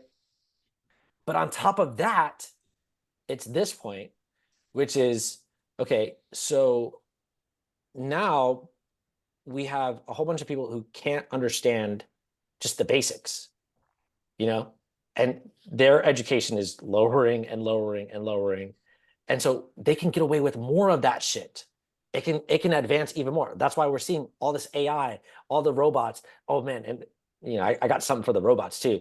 But we're seeing all of that come out where, oh, you don't even understand. The average person, when I'm saying you, doesn't even understand what's coming down the pike.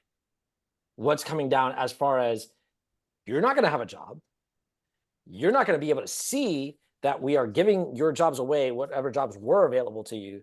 We're going to pay you a lot less. I've been seeing lots of thumbnails lately of $74,000 or $100,000 is not what it used to be, obviously, right? And people are struggling just to survive on what used to be considered like that used to be a good income 5-10 years ago. And now it's like, dude, I can't even eat, which is the bigger point that I wanted to make here is we're seeing headlines that say the economy is doing so well. We are up. Unemployment is down. Everything is going great. Meanwhile, Dollar Tree is closing thousands, literally 1,000 stores this year. Dollar Tree, where you could literally walk in and buy shit for $1, or I guess $1.25. Right? Even Dollar Tree is too expensive now. Right? McDonald's or not McDonald's, it was Bojangles is closing a bunch of their fast food chains. The fuck is Bojangles? Bojangles is basically like a Popeyes, but it's got a very chicken biscuits. Yeah, it's got a very black name, Bojangles. Walmart is closing down a lot of their stores.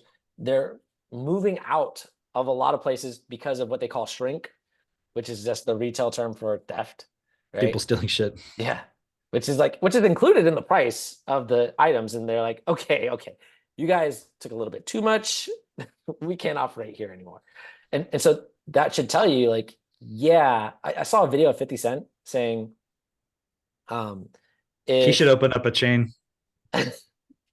what 50 Cent stores. Oh, okay, all right, I got you. But 50 Cent was like, if I was an industrious like thug living on the streets right now, he's like, I guarantee you they're gonna go into these stores where you can't prosecute these people. He's like, here's the problem with not prosecuting in places like in LA or whatever.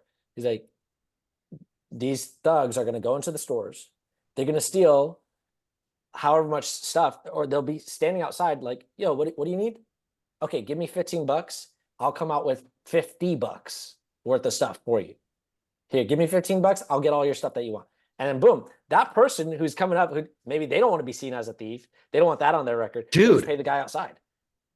50 Cent, if you're watching, call me. I've got a business proposal. You have a store called 50 Cent.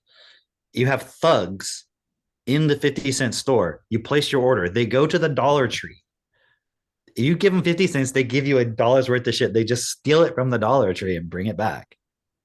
And then you just keep playing that that song "Go Shorty, It's Your Birthday" like that's the only thing that plays in the store constantly on repeat. Hilarious, catchy. Yeah, but the average person they're not seeing, like, I mean, obviously the average person sees like economy sucks. Okay, dude. Why? I was just having this realization too. Like, why are they trying to eliminate the term illegal alien? Like, why is the left so dead set on being like, don't call them that? Because now they're going to introduce aliens. No. Oh. Because they want people to. No, because they want to pass legislation that you can literally just come across the border. You're not a citizen. You're coming in here. It wouldn't even be considered unlawful anymore. You're just allowed to come in and just fucking go. Like, there would still be border restrictions if you fly, you know what I mean? You still have to have a passport and all that shit. But if you cross the border unauthorized, you come in, they process you and you go on your merry way. There's nothing illegal about it. That's what their border security bill has in it.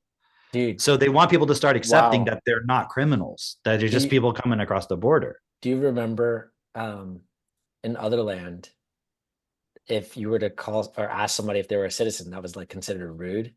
Yeah. Like that's what's happening here. It's like, oh, are you a citizen? Like, I live here just like you.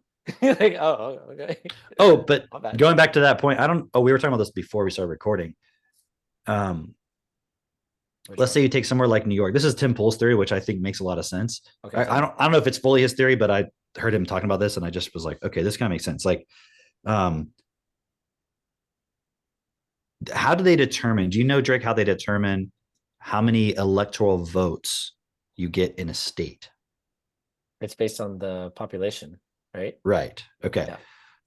So, how do they determine the population? They do a census. Why would they say it's wrong to ask someone if they're an illegal alien or not? Because then when you do the census, you just count everybody. So let's say you put 10 million extra people in New York. Okay. You do a census. Mhm. Now they have this extra population. What do they get more of? More votes, more Congress people. More electoral votes, more Congress people. Do they even care if those illegal people vote or not? They don't give a fuck. They don't need Because to. as long as they're blue, as long as that state is blue, they could have 1 million people who vote blue. They could have 10 million people living in the state. They don't give a fuck if 9 of them vote if they're illegal aliens or not, Yeah. but they still get their blue votes. But now they get extra votes because they've padded their population with illegal immigrants. Why do you think they were trying so? I was just thinking about this. Why they were trying so hard to turn Texas blue with like the governor. They were trying to get the governor, that Beto guy or whatever his name was, right? Yeah. Yeah, but I'm like, oh, and see, then you're changing the language around it, where it's like they're not criminals, they're just here, so they can be counted, right? And remember, Biden said like they built this country. Everything is so fucking specific, man. What if Biden's just an actor and he's like not really senile? Well, I mean, regardless, he's doing his part. It's like he comes off as a senile president, and you're like, which allows you to say, well, whatever he does, it's just nonsense, whatever. But he gets away with so much shit. Or it allows you to give up and be like, oh, it's too fucked. You know, like you create through words, man. This whole system we create through words. Did you see? It wasn't on our list, but I was just thinking about Oprah. Did you hear about Oprah? What about And Oprah? she's like apologizing because she is getting exposed for basically being on, I don't know if it's the Ozempic thing, but it's something like that. Do you guys know about this? Like Sure. she's been taking all these weight Then loss drugs. self-hating? Yeah. It had to be Ozempic. Oh. It's something like that. I don't know, but do you know? And because I saw this headline recently about her resigning from the board or her sponsor, the face of, or I don't know, something with Weight Watchers. Like she resigned from her whatever. Oh, I didn't know she was also. I didn't really understand. I knew that, but I didn't really understand what the significance of that until I saw this thing recently where she's like apologizing, and then she's crying like, people, do you know what it's like to, you're constantly in the headlines about your weight and people call you, big, dumpy, frumpy, bumpy, whatever. I don't know what people, like constantly, because it was like, she was like, it was a national joke for a long time, like me being fat. Remember it was definitely. Well, like Oprah was like, her weight would fluctuate. It would be big and then thin and then big and thin. Right, but people would always make fun of her, not every time, all the time, but it was a thing, right? And so she's like crying, like, do you know what that's like and everything, right? Basically excusing, like, because like the pressure she would have, right? Again, it's like the fucking rabbi, like, do you understand how much it hurts when you say these anti-Semitic things? Yeah. And then like the whole reason the conversation is happening is because the person didn't agree with Israel fucking mowing down babies and civilians in fucking Gaza. Yeah. And you're like, but do you understand, like, when you said that anti-Semitic thing about criticizing something about Israel, don't worry about what it is. Don't try to create moral equivalency. We can't talk about what it is that's being done. But do you understand the hurt that it happened? The fact that you even criticized Israel, like, it hurts me. I'm like crying at night. And you're like, yeah, I'm sure you are, dude.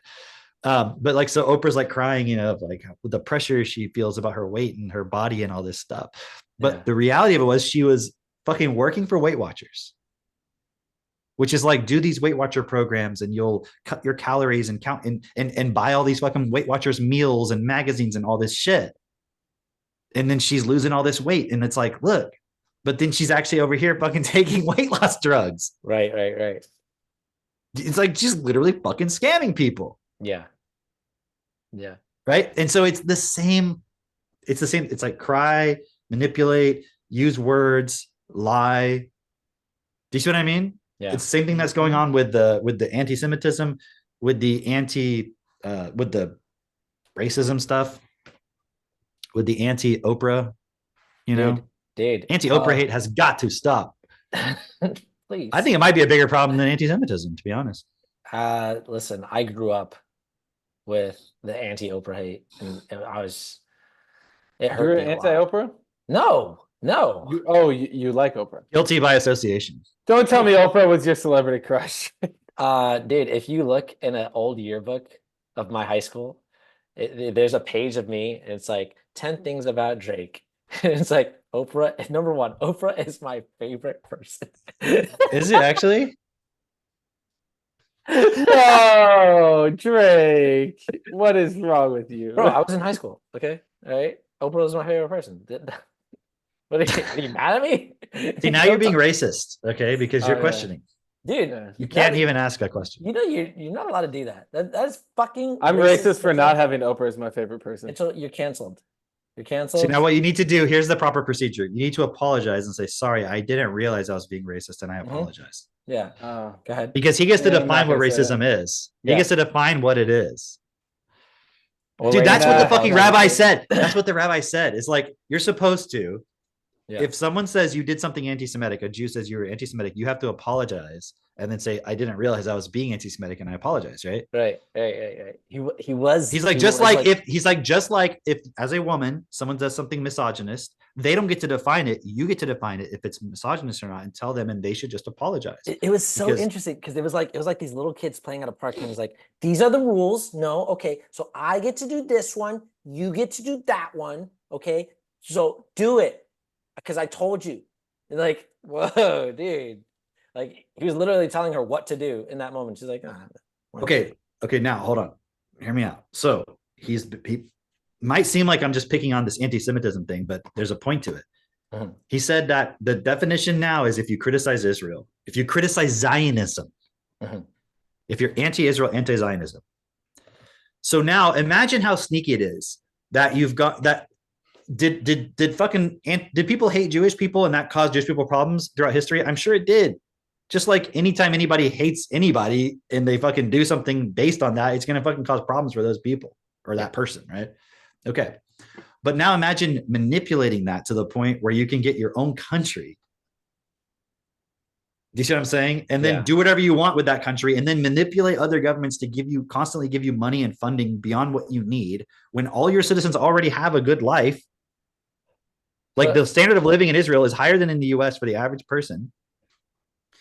Wait. And then at the point you can now define things that if you criticize anything this government does. Right. That is the anti-Semitism. But I thought, hang on. Because J.K. Rowling, I don't think she ever criticized Israel. I don't recall her doing so. Well, hold on, before you get to that. So can you see how this could be extended to the government of like the quote world government or the corporate governing structure of our world, the World Health Organization, the NATO, whatever, I don't know, whatever the fucking big structure is. To be like anybody who criticizes any of the decisions we're doing is being anti, like there's going to be some word for it. Mm-hmm. I don't know what it'll be. Like, let's say they define it as anti-humanity. Yeah, that's kind of what I was thinking. Like, because it's like we're the group that is here to help humanity. Yeah, and so like now you're being anti. Because if you don't like globalism, you're not cool with like people just walking in and out of your home and shit like that. You're anti-humanity. Or if you think you need to own property or you need to decide if what your child does or doesn't learn and things like that, or you don't have a robot in your house or dude. Okay, all right. You know, they're going to get the robots in through the women. I'm telling you, man. All right. No, I'm going to show you how they're going to get the robots in. In fact, next point. Let's go. Neuralink patient 1. Neuralink patient 1. So I didn't see it. You didn't see it? Raw. Nope. I mean, I saw some. Was it the chess? Was it chess? Yeah. What are you, anti fucking humanity, man? Yeah. Are you anti-humanitarian? All right, Mitch. We figured it out. No, I'm the first. So they had this guy. His name is Nolan something, and obviously he has this chip in his brain. And I thought it was going to be a while, honestly, before we started hearing news about what's going on with this Neuralink patient. But it's only been it's only been like a few months, right? If that. It hasn't been that long. It has not been that long. Anyway, this actually, no, I feel like maybe just a month. Anyway, this guy got the chip, whatever. And now he's able to telepathically move his mouse, his cursor on a screen just with his thoughts, which that in itself is like, whoa. But the video that they put out with, this guy Bliss, he's like, hey, I'm the engineer who's been working with, the Neuralink patient. And, I've been coming over his house and, he's just been so cool, whatever. The video that they put out, it was like that video kind of sucked. Yeah. Yeah, it was shot on the phone, but it made the guy seem like so like, wow, he's a normal guy. He's like down to earth. He's talking about like how he was playing Civ 6, which I don't know what that is, but it's Civilization 6. Yeah. Okay. So now you're speaking Mitch's language. Mitch knows. Whoa. Okay, Mitch, can you explain to me what the fuck that is, please? I think it's just like a big. It's like Sims. It's RTS. It's like Sims, but you're like building a civilization. Okay. So get this. This guy was like, listen, so the thing that happened to this guy in a diving accident, he lost his ability to move beyond the shoulders down, right? And so he's been strapped to a chair for many years, whatever. And he's like, I couldn't play Civ 6 anymore. And that really hurt because, the only way that I could do that was like if I got. This is kind of like a type of suffering on par with when you say something anti-Semitic. Right? Yeah, exactly. Like, can you imagine this guy living his whole life and he can't play Civilization 6 anymore? You understand?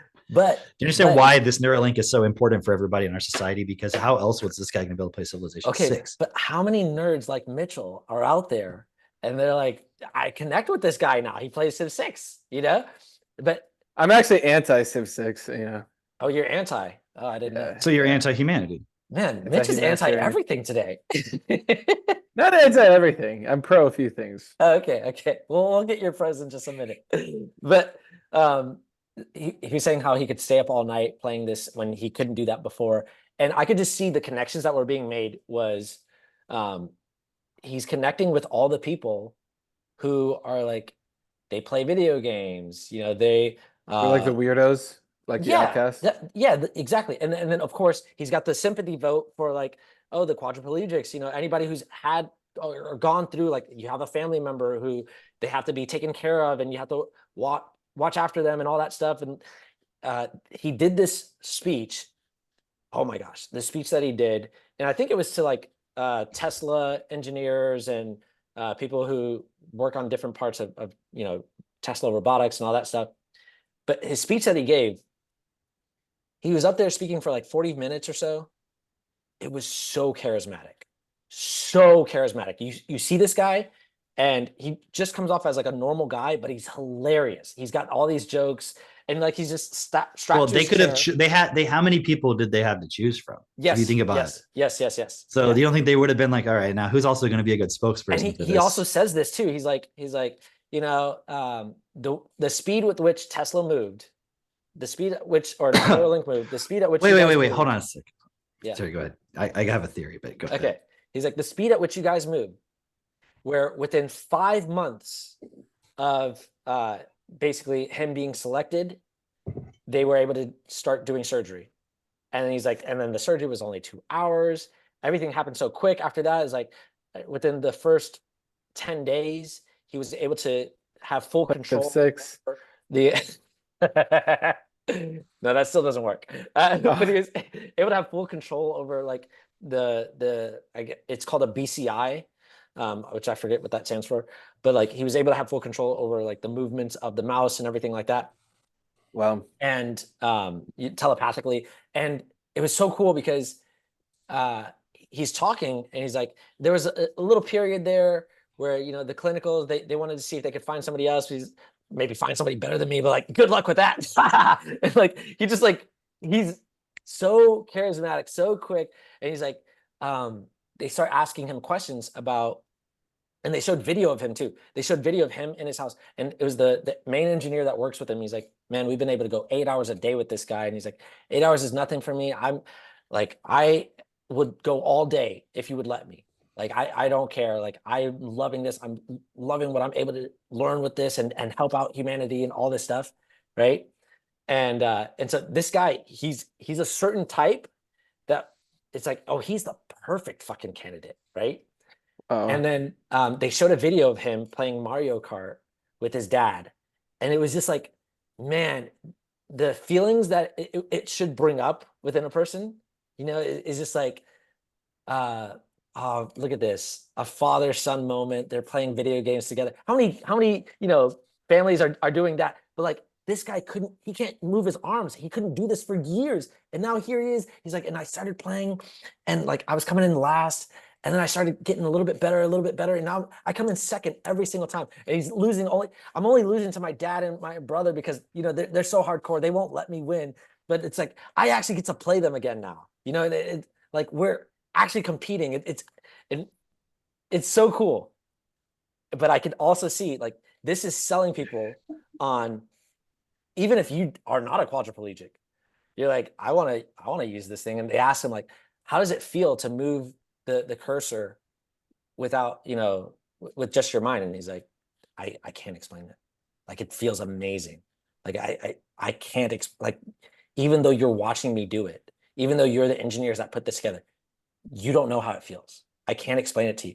And they said, well, what are you excited for next or whatever? And he's like, Civilization 7.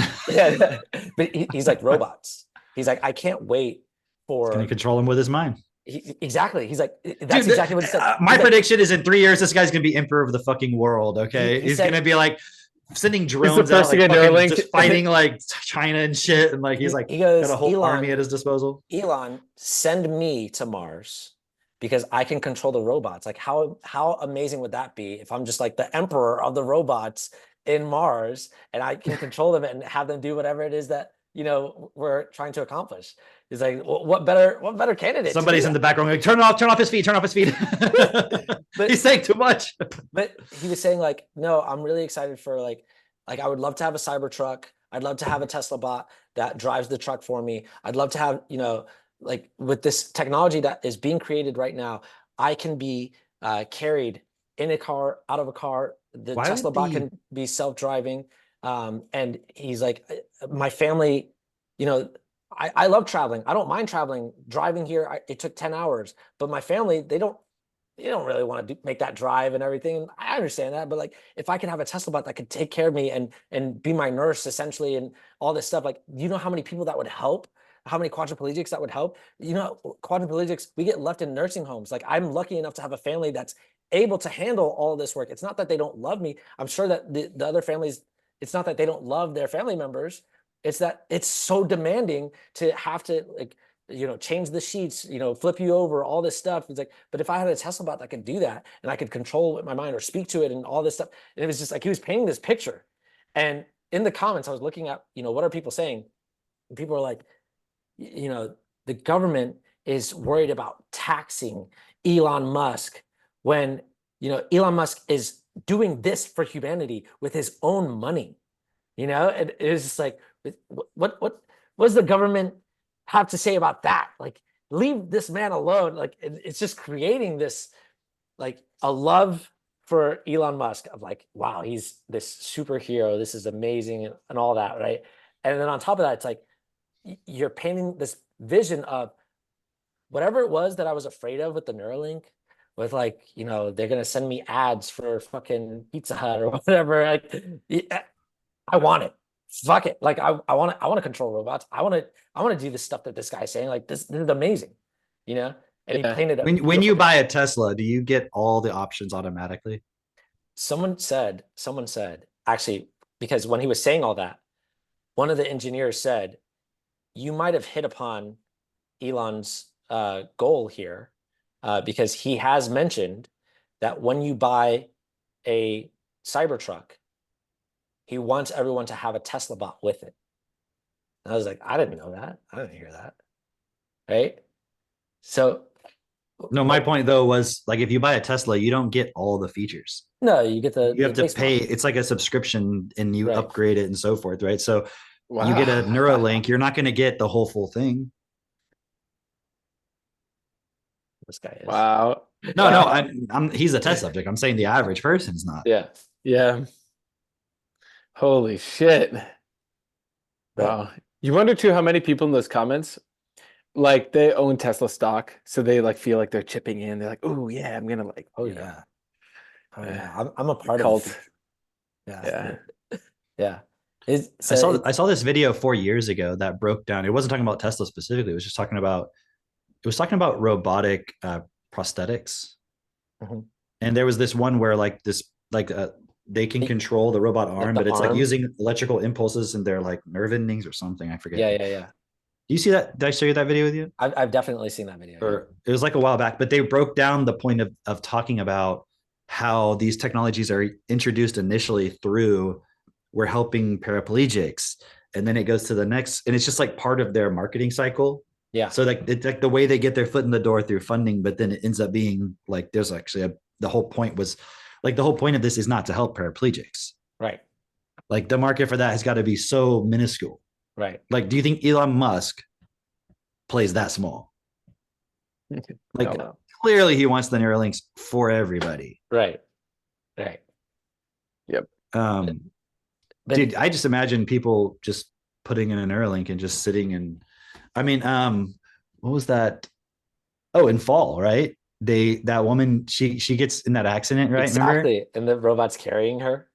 Yeah. And the robot just carries her everywhere, right? Because she can't Yeah. walk anymore, right? Yeah. That's what I was thinking about, like Or you even think too, remember you're saying about that girl on the medication who sees Alice in her living room? Yeah. It's like they'll probably be able to just stimulate your brain. You won't even need the fucking vision goggles. Oh. yeah, does it go both ways is the question. So far, no. That's what's been Hold on. said. Who said that? Who? The Fireship guy. Code report. Yeah, but I mean, What is he? Watch, know. okay, watch there even be a play that Elon would try and do. So remember earlier you were talking about people take these benzos, whatever, and then they feel like extremely shitty after or when they're trying to get off. Mhm. Watch the play be now, oh, get a Neuralink. You don't even need medication, or if you're on medication, we can get you off medication, and it perfectly, quote unquote, like synchronizes your brain and chemistry. That'll be a play for Neuralink too. Yeah. Well, think about this. What he said though was telepathy, and then people who are blind will be able to see. Which apparently they've come out with the bionic eye already. Okay, but hear me out. Like, but you wouldn't even need to replace your eyes per se, Mhm. right? I don't That's know. like you have a problem with your eye, your physical eye.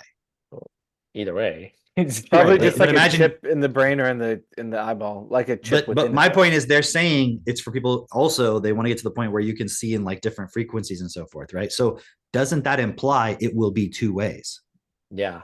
It has to. Because that's not me controlling something else. That's Yeah. the thing controlling my perception and adding to Yeah. my perception. Yeah. So what? It won't be able to insert advertisements as well. And Yeah. you can say like, oh, well, who would accept that, dude? When I signed up for Facebook when I was in college, there was no ads. Mhm. Mhm. It was just a free network where I could. Now I talk get to the people. double ads. Y'all get the double ads? You get It'll double literally ads, be an ad right underneath another ad. And I kept saying, I'm like, what the fuck? This is annoying. God damn. You don't have an ad blocker? For Facebook. You You need do an it ad for Facebook? blocker. Yeah. Oh, Well, Why would you I want to get- block? Why would you want to block the ads? yeah. Yeah, I get just some try to cool I just try to ads. block out everybody's content so I can just see ads. Why would I want? Anyway, yeah. On your phone? Can you do that on your phone? Block ads? Yeah. Not on Facebook specifically, no. Okay, yeah. Well, Not that's on where I my see phone. it. Drake. Okay. Okay. I don't fucking scroll Facebook on my Jeez. desktop. I use my desktop for my fucking TT and the I Zoom. don't use. Hold on, slow down, Mitch. You're sounding very anti-humanity right now. Hang on. I don't use Facebook on my phone, bitch. What the fuck? Okay, we need You it. don't? What? What is wrong with Yeah, you? I go online I go on my laptop to use Facebook. Huh. Ugh. What is this fucking 19? What is this? 2004? Okay, we need a phrase for the people who are anti-us, so we can talk shit about them. Can we just call them anti? Not talk shit, but you know, Let's just call them anti. anti, They're anti-life, evil.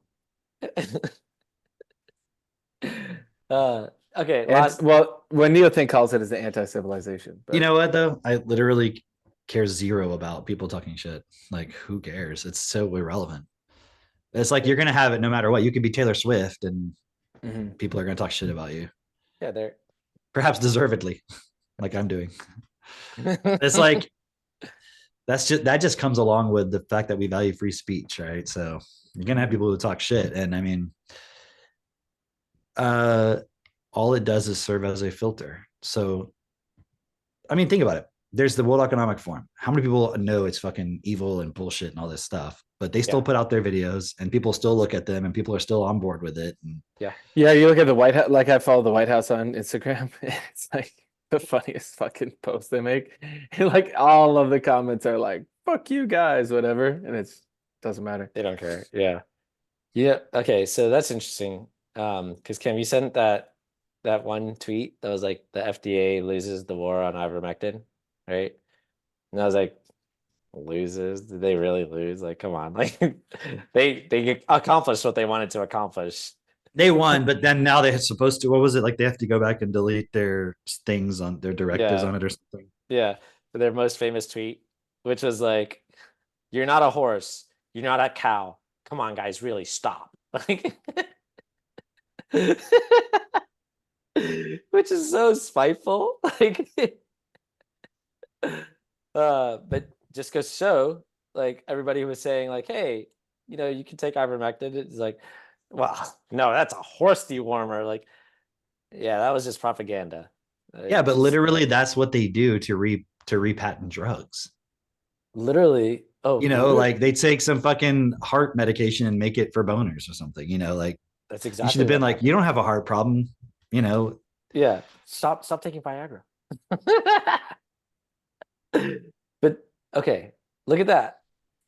You're gonna say that words don't shape your reality, right? These guys literally just called, ivermectin a horse dewormer, and then so many people were like, well, I'm out. I'm out. I'm not a horse. yeah, there's no debate possible. That words create your reality. The whole you go to school for what reason? To learn words. To To just fucking socialize, learn Cameron. word, right? Which is also words. Dude, okay, all right. So check this out. Check this out. I want to say one more thing that I think the 50% of women will be single and childless by 2030. That was the one headline that I wanted to get to as well. Because man, who put out that headline? Do you know who put out that headline or where that came from? No, Mm. but I don't know. I don't either. But but the way that it was broken down, the way that woman was breaking it down, where she was just saying like, okay, let's look at this. Like, you consider what percentage of people are going to have children is going to be like, I don't know, 30%. And how many of those are going to actually have the father around? Like half, if that, right? Just And based on the actual, yeah. yeah, and then like you're looking at people, how many people will actually get married, how many people will stay married, like all. They said most divorces end after 8 years, or most marriages end after 8 years. Wow, I didn't know that. Well, there you go. So it was interesting because I was looking at the comments of that video as well, and what I noticed was there was a lot of blame going back and forth. A lot of guys blaming Western women. Oh, Western women, they think they know everything. They're Western women. yeah, they're terrible. You would never want to marry Western women. And I know people that actually think like this. I know people that actually feel this way. Do you know Like, that song? Um, when I was a kid, I always thought it's like some British pop song. I know the song you're thinking of. Rolling, rolling, rolling. No, it's that one. I think it's called like West End Girls. No, It's like West End Girls. Do-do-do-do. You've definitely heard the song. never. I'll figure it out. But anyways, but they're actually saying East End and West End. I think is referring to like London. Right? But I always thought they were just saying Western, like with an accent. So when I was a kid, I always thought they were saying like Eastern boys and Western girls. I'm like, what are you Yeah, talking about? Anyways, don't know that one. it's a very But popular song. but what I was noticing was like the girls, the women are blaming like these men are so feminine, they don't have anything going for them. And then the men are like, these women want everything. They want you to, cook and clean and make all the money and all this shit. And it's like we're getting to a point where people are they're going obviously you can see the trend. People are going to be single.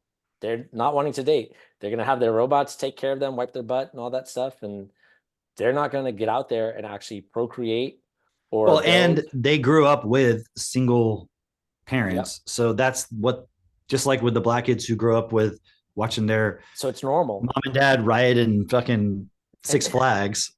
and man, I remember my mom telling me like, because she lives And by like, the way, yeah, you see the fucking, you're Bill Gates's kid. What do you fucking see your yeah, parents doing? You know? yeah. They're So, divorced now. well, that too, but I just meant like, controlling everything. Yeah, That's what you're going to do. yeah, of course. It works both ways. Yeah. So it's all that stuff was really interesting because it just continues to add on to the degradation more and more and more. And what I wanted to share is this.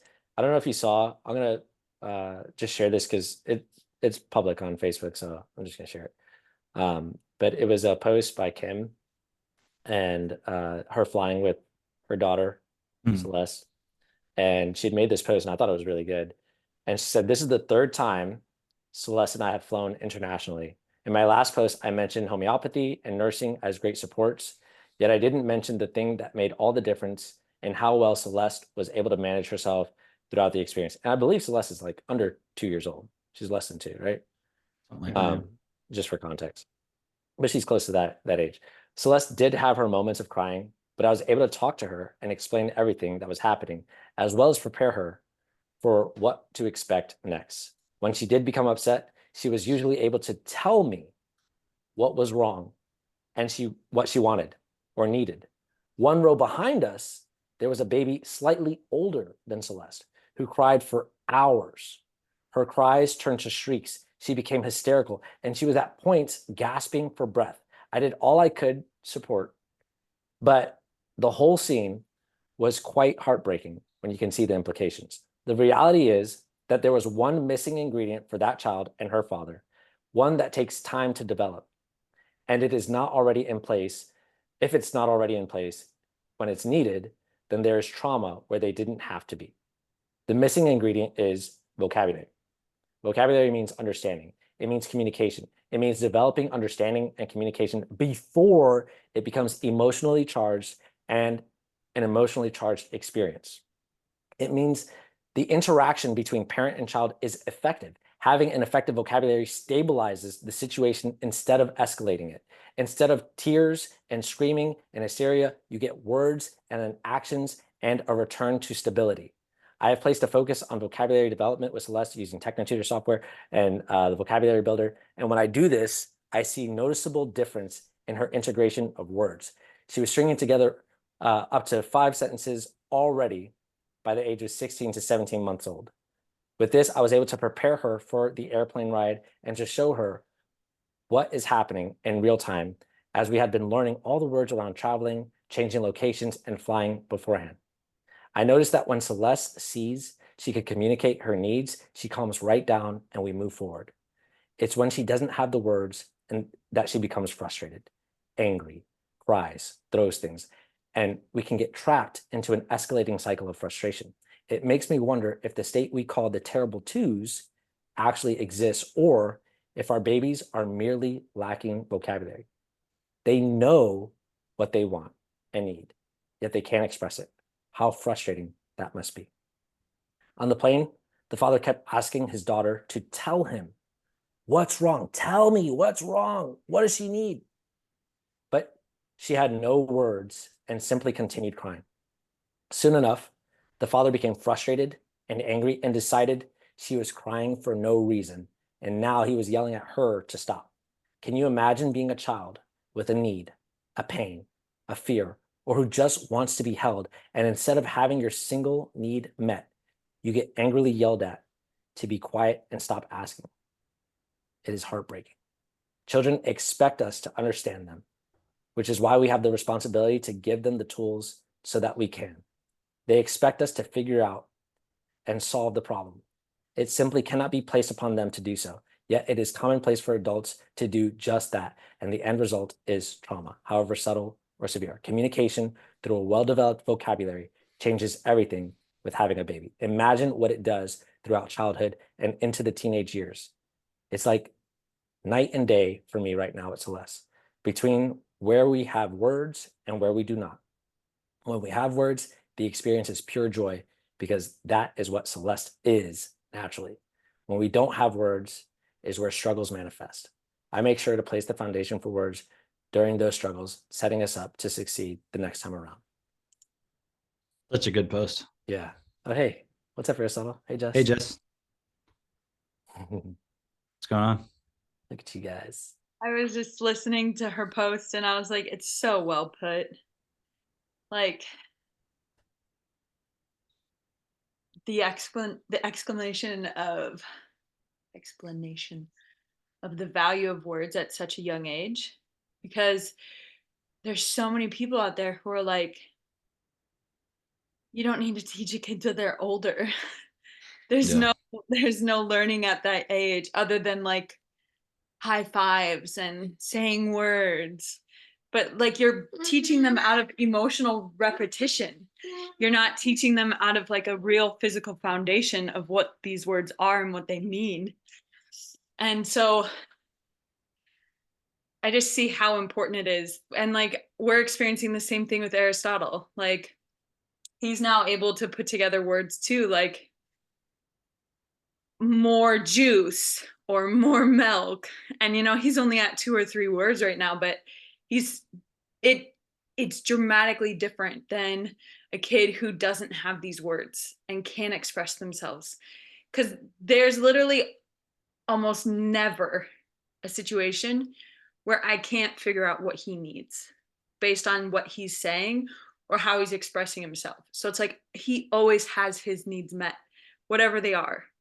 And that's so valuable as a mother, to have the confidence that you know you're meeting your child's needs, whatever they are.